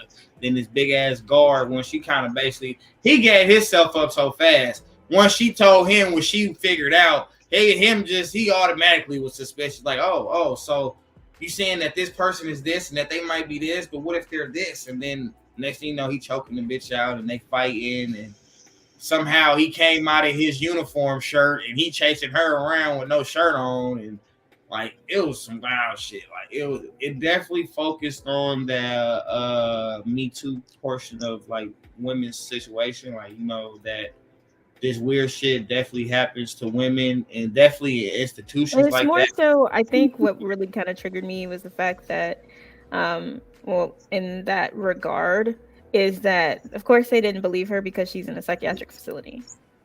Facts. Shit, these people she worked with every day and literally in the mass of one day or even a couple hours, because that morning she woke up there. Yeah, and it's just like I don't believe you, and it's just like okay. And so I think the reality of different things also contributed to the horror aspect of it. So I enjoyed those parts of the movie though, for sure. Probably always talking about somebody tired. It definitely had you nervous of them shadows, though. I ain't gonna lie, too. I was nervous to take a shower and cover my eyes for me. Come on now. Hey, that shower scene, like it's like 30 women in here taking a shower together like an old fucking swastika fucking Jewish camp. And I'm like, oh, this some bullshit. And then she get to washing, closing her eyes. Next thing you know, and there ain't nobody there. Yeah. And then she look up, people staring at her and shit. And then Yeah. I'm like, bro, had me nervous. That had me nervous. That a scene in Freddy Krueger, I think it, bro, where they put their head on people's head while they was taking showers, bro. They had me hella nervous. Like when you watch, I think the one shower scene that's always had me nervous, which is when like if I ever have to wash my hair, I don't want to do it in the showers from The Grudge. When the hands come, I'm like, not in the back of my head, like that, please. Yeah, that's out. That's Diesel. You have to finish Gothica. It's actually it's dope, bro. It's actually a quick movie though. The movie is quicker than what you think. But it fucked with you enough that it seemed like it's a little bit longer. But I think the movie's only probably like an hour. It's only like an hour and a half. Yeah, I've heard good things about it from whenever I've seen it. I've never. I think I started it with my granddad, and he was like, "Boy, get the hell out of here! You watching this shit." I never watched that. Not get the hell out. So, outside of me and Kaori, so we're gonna definitely put Gothica in the psychological pocket, right? Yeah. Yeah, because that was some mind fuck shit right there. Like yeah, I'm cool on all of that. I'm cool. I tell you something about being contained, bro. I was in solitary confinement for 2 weeks, bro. After the 7th day, I was fucked up. Ain't no fucking way, boy. I ain't making it 2 days in that bitch. Nigga. Solitary? Hey, I don't know if I'm making it a day, boy. It ain't no fun, trust me. It ain't no fun. All right, look. So, all right, I got one. This is on my boy Charlie list. Is actually the second oldest film that he chose. He kept it pretty modern day with his. If I can find it, I will. I don't remember my damn movies for a second. I think Saul. I thought Saul was the oldest one first. Oh, I think I know what it is. Mr. Jimmy. So man, y'all know, man, my nigga, man, Mr. Jimmy Bones, played by Snoop Dogg, is a legendary protector and patron of his thriving neighborhood. Cool, handsome, and respected, Bone is the benevolent caretaker of his people until he is betrayed by those closest to him. Flash forward 20 years, crime and drugs have crumbled the neighborhood, and Jimmy Bones has become a charismatic emblem of better times. But his spirit is about to make a comeback. This movie was directed by Ernest Dickerson and features Bianca Lawson, Pam Grier again, Clifton Powell, Khalil Kane, and Merlin Mondezer. Bones came out in 2001, man. So this is another oldie right here. If you haven't seen it, this is also another movie that's a rapper turned actor, and it shows his acting abilities. I mean, it wasn't nothing crazy. Don't get me wrong. Like, I ain't about to say this nigga had an Oscar, Emmy winning role or nothing like that. But for the most like sports and gangster roles that we had seen Snoop Dogg in prior to that point, I think this definitely kind of diversified his actor's palette a little bit. It's pretty much a pimp. Yeah, but he went to that horror bag and he did pretty decent. It wasn't like your average like Leprechaun basic horror film, like black horror film. Like he didn't just play that boosie ass monster. Like it was decent. Like Bones was a good movie. You feel me? So that's why I said like he went into his bag versus a lot of other shit you see people do. Brad did his shit. What y'all think? My favorite scene is always gonna be. I even put it on the poster, bruh. When he had that nigga Clifton Powell at the little zombie wall, bruh. Yeah. That nigga head and he's like, "Oh, hold on again, nigga. No, nigga, let me go. I'm sorry." Hey, and then my second favorite scene is the other real pimp nigga with the curly hair. He was in there about him. He's like, Jimmy Bones, that's you, nigga. I thought we killed you. Next thing you know, you knock bruh head off. You pan out to the scene, and bruh still talking with the headless dude. And then he goes stick his head in the wall. Like, them my two favorite scenes in that. And I ain't gonna lie, I'm gonna have to, cause it wasn't a comedy, bruh. I just felt like them was a funny comedy to me. I haven't seen it. So. That shows you haven't seen it. This is one I think you'd enjoy this one. This is fun. and the practical effects in this are spectacular. Hey, also this nigga Jimmy for sure from Black History Month. This nigga killed the white girl in the background for no reason other than she was there, nigga. That nigga see the white girl all scream so fast. I was like, damn, she was just there. What the fuck you kill her for? Peaches. She didn't have a name. Peaches. It was like Snow Bunny number 2, I guess. He was calling her something.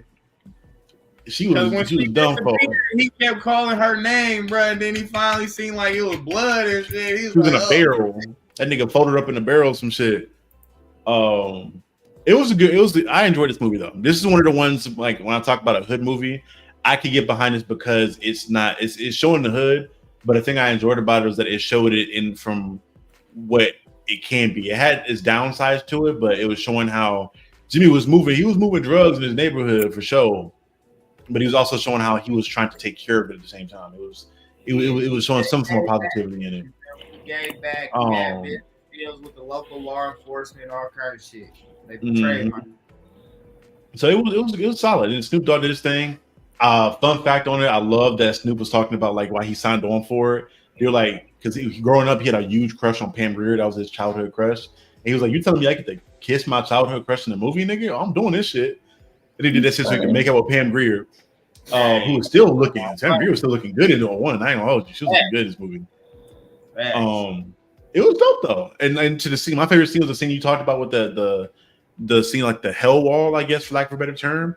I love that because that was like a practical effect where they had that latex wall covered in like fucking, I guess, corn syrup, I guess, and had people kind of like pushing through it to kind of make it seem like there's a million people going through. It was like one of those practical effects, and the practical effects in this film were really fucking solid. And I think the comedy that was in it was really funny. You talk about a hood classic. This is a hood classic for me. I love this fucking movie, and I love that Jimmy Bones definitely gonna be on that episode. Yeah, I love this. I love Snoop Dogg's performance in this, and I thought this is dope. I ain't gonna lie though. This shit had me scared of Dobermans for a minute. I could not fucking. I was terrified of Dobermans for a long time after watching this shit. And that nigga opened that door. That motherfucking dog got him. Nigga, I couldn't do it. Was eating maggots. That shit was wild. Oh, he threw up all the maggots on the nigga. I was like, oh my god. That was. Or they motherfucker. They had one scene. They had one scene where they were showing. So the scene where they were showing like Jimmy Bones' body being reconstructed when the dog was killing that dude in the room. They essentially took a corpse and like melted it and reversed the tape in it to show it coming back together. So they melted it down and then reversed. So they're getting the practical effects were fucking in this film. It was great. Yeah, they did. They had some nice kill scenes in Bones for sure. For sure. But the ending, this is one you'd enjoy. To this day, the ending, this motherfucker had me scared of Bianca Bell for the rest of my life. I ain't gonna lie. Bianca Lawson is one of them baddies. You feel me? Say the Last Dance, all that shit. Hey, when she went to kiss bruh and she opened her mouth and all them maggots came out at the end, I was like, oh, I never look at you the same. Can't do it. No, they fucked me up. I don't like maggots. No. Bro, that shit was wild. That was nasty. I think you like this one, Kaori. This is a solid one. But me though, man, I'm gonna have to. I mean, it has some funny moments. Don't get me wrong, but I really think it was on some sci-fi shit. Like it was a real sci-fi type, not psychological, like sci-fi. Like it was definitely. It sounds more supernatural than anything. Yeah, it's like if you're gonna put it if you're putting supernatural like the monster area, it's like around there. Because he's like a spirit people know about. He comes back. Spirit demon motherfucker. Yeah, because he embodied the dog. He was the little light-skinned bro that seduced bruh into the room. Yeah. But that was a dog. It wasn't him yet. Remember, his body got reformed when the dog was killing people. No, I'm talking about when the girl. Remember where the spirit was the spirit of the girl and like that was the dog had transformed into the girl. And then remember he was smashing the girl and he turned back into the dog to eat the dude. But he wasn't back yet. It was like physical touch though. I'm saying like you can actually touch it wasn't like that. Yeah, they never really explained that because somehow he had like a portal to hell in the house too, and it was doing. I'm like, I get he a ghost, but why is he a king of hell or some shit? Why the fuck does this nigga have all this shit in the He house? went down there and pimped out hell like Spawn did, nigga. I guess. So and shit. I don't know. I don't want to put it in comedy, bro, because to me it wasn't comedy like how Leprechaun in the Hood was. Like this wasn't really comedy. It was just it had like one or two funny moments, but like it was a more serious film to me for them. You feel me? It just had some slight funny moments. I am mad at it. I'm not mad at it. So what you want to say? So we gotta put it somewhere. We can go with the monster thriller thing, whatever the sci-fi thing was for Ghost that we put. I can't remember where we put Spirits and Ghost at. Yeah, with the monster, we'll just leave it in the monster bracket. That nigga Bones was a motherfucker, man.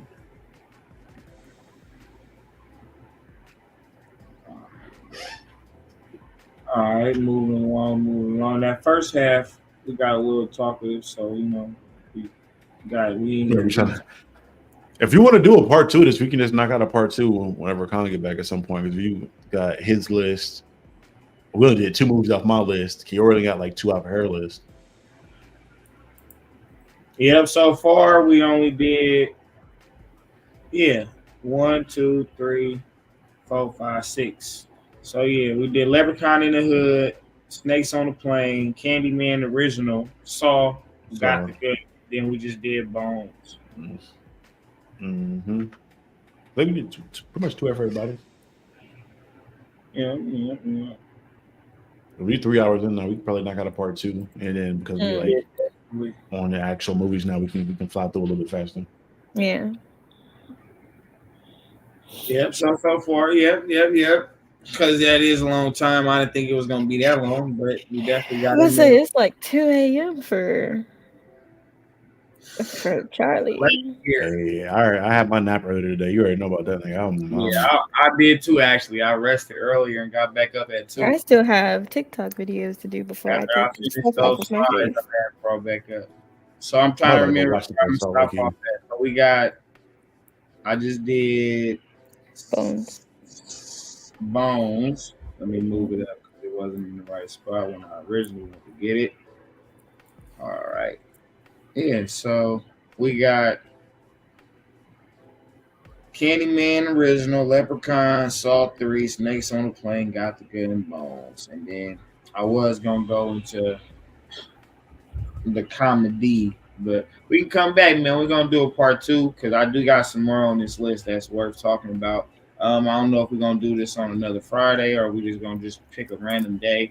He said he doesn't, Con said he doesn't care which day we do it. Yeah, so it don't matter. I got some more good people on this list, man. I did put our list in here. So this is the list, so y'all can get a little grasp of what's to come. We got through a few. Only one of mine is not on my list, and that'll be Escape Room. But you see me, Kaori, Khan, Diesel. I got Gothica, Leprechaun in the Hood, Gallow Walkers, Black Box, The People Under the Stairs, Meet the Blacks, and Escape Room. Kaori with Sweetheart, His House, Bones and All, Interview with a Vampire, The Series, Snakes on a Plane, Them, Us, and honorable mention, Axum. Khan, he had Tales from the Hood, Candyman, the original, Vampire in Brooklyn, Scary Movie, Thriller, the Michael Jackson short film, The Call, and Spawn. And my boy Diesel has Candyman, Say It, the sequel, prequel, whatever you want to call it, Get Out, Saw, Bones, and Talk to Me. So, it's a lot to look forward to. And these are some good lists.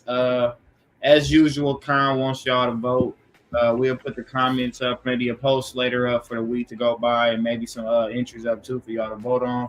And y'all can vote who y'all think got the best list for Black horror. I would just say the Axum on the list is an absolutely horrible, terrible, tragic film. It is absolute fucking garbage. The reason I put it on there, Axum. The Was reason that I put it the on really there. weird edited one where they have like scenes just flow into one another without like? Yes, and nobody on set has mics, and just it's so horrible. And it was made in 1992 for his grandmother who died in 1994. That's so weak. I'm pretty sure that Dead Meat channel I told you about, they have a video on Axum. I did a whole review for Axum. It's so bad, but you can watch it on YouTube. But the reason I put it on there is as a comparison to the rest of the list on how tight and how good its stories are and how the character development is, special effects and things like that. And then you have Axum, which is just there. All right, well, y'all stay tuned for that. Check out our page on Facebook, Tapping No Capping. Y'all can also check us out on Instagram, Tapping No Capping Podcast, for updates on when we're gonna do part 2 of this episode. You know who I am, man. Straw Hat Joofy, man. You can find me here, there, everywhere else like air. Every Friday night, you can find me on Tapping No Capping at 8 p.m. Pacific Standard Time. You can find me on the One Piece Alliance, my man. You can come check me out, man. It's the C-class blurb where the C stands for complicated, man. I know what I know, but sometimes it's kind of hard to explain it for me. I don't know about you, but for me, you feel me? Diesel, where they find you at, man? You can find me at the Then and Out Podcast on YouTube and any audio platform that exists, essentially, as well as the Captain Diesel's Dojo on YouTube. I do Twitch, where I put a lot of my Twitch gameplay and things of that sort on my YouTube channel. And I'm on Instagram and Facebook and TikTok as well. I just post clips from the other long form content that I create. Been in a big horror bag lately. Kaori's been on it. I think next week we're going to be reviewing Griselda pretty soon on Netflix. If you haven't seen it, that's an amazing show. One of my wifey, Sofia Vergara, did her fucking thing on that show. It's fucking spectacular. Jew, you would love that show. It's only like 6 episodes. Howard was it called? Griselda. It's about Griselda Blanco. I know. I've been about to watch. I've been watching. It's on my list. I got it literally over there. Yeah, I finished it in like a day. I literally binge. Well, I finished 5 episodes. Short of episodes though. I didn't know it was only 6 though. It's only 6, and it doesn't feel like 6. I ain't gonna lie. I went through them fast, but it felt like it was longer to me personally. Are they like Interview with the Vampire, like hour episodes? Yeah, like an hour or like 45 minutes to an hour and some change. Like an hour and a half, I think, for certain episodes. Because I can't wait till we get to that shit. Because that's a good ass show. Don't get me wrong, but it was a lot of shit. This was like sus. Well, because it follows the book more than the original movie did, and so it's very, very. And I love that movie, Brad Pitt. Interview with the Vampire. It's much closer to the book. Yeah, that's all I got. Which I actually have sitting on my bookshelf. So. Where they find you at? Get off it. You can find me, of course, at Witchblade22 on Instagram, Nerd on the Street for Life on Instagram, Nerd on the Street on YouTube, as well as Apple Podcasts, Google Podcasts, Spotify, and coming soon to iHeartRadio and Pandora. You can go to Kaori Akari on TikTok, and I have just so many YouTube channels going on. So I do have the Nerd on the Street YouTube channel. I have Kaori's Corner, where I do like my movie reviews, show reviews, things like that. And then, of course, I have the Comics Doctor, where you can come to the doctor's office and get your proper diagnosis and prognosis in all things comics and comic book characters. But talk to him nice. All right, man. So yeah, y'all, we appreciate y'all for having us. I mean, we appreciate y'all for watching us. A little tired, boss. Ain't did so, man. Make sure you like, follow, and subscribe on all platforms to Tap In No Capping. We highly appreciate that. Follow all guests. Follow all of the hosts. You feel me? Show some love. We show it back. And it's been a pleasure, man. Thank y'all for dealing with us on another Friday night, man. We catch y'all on part 2.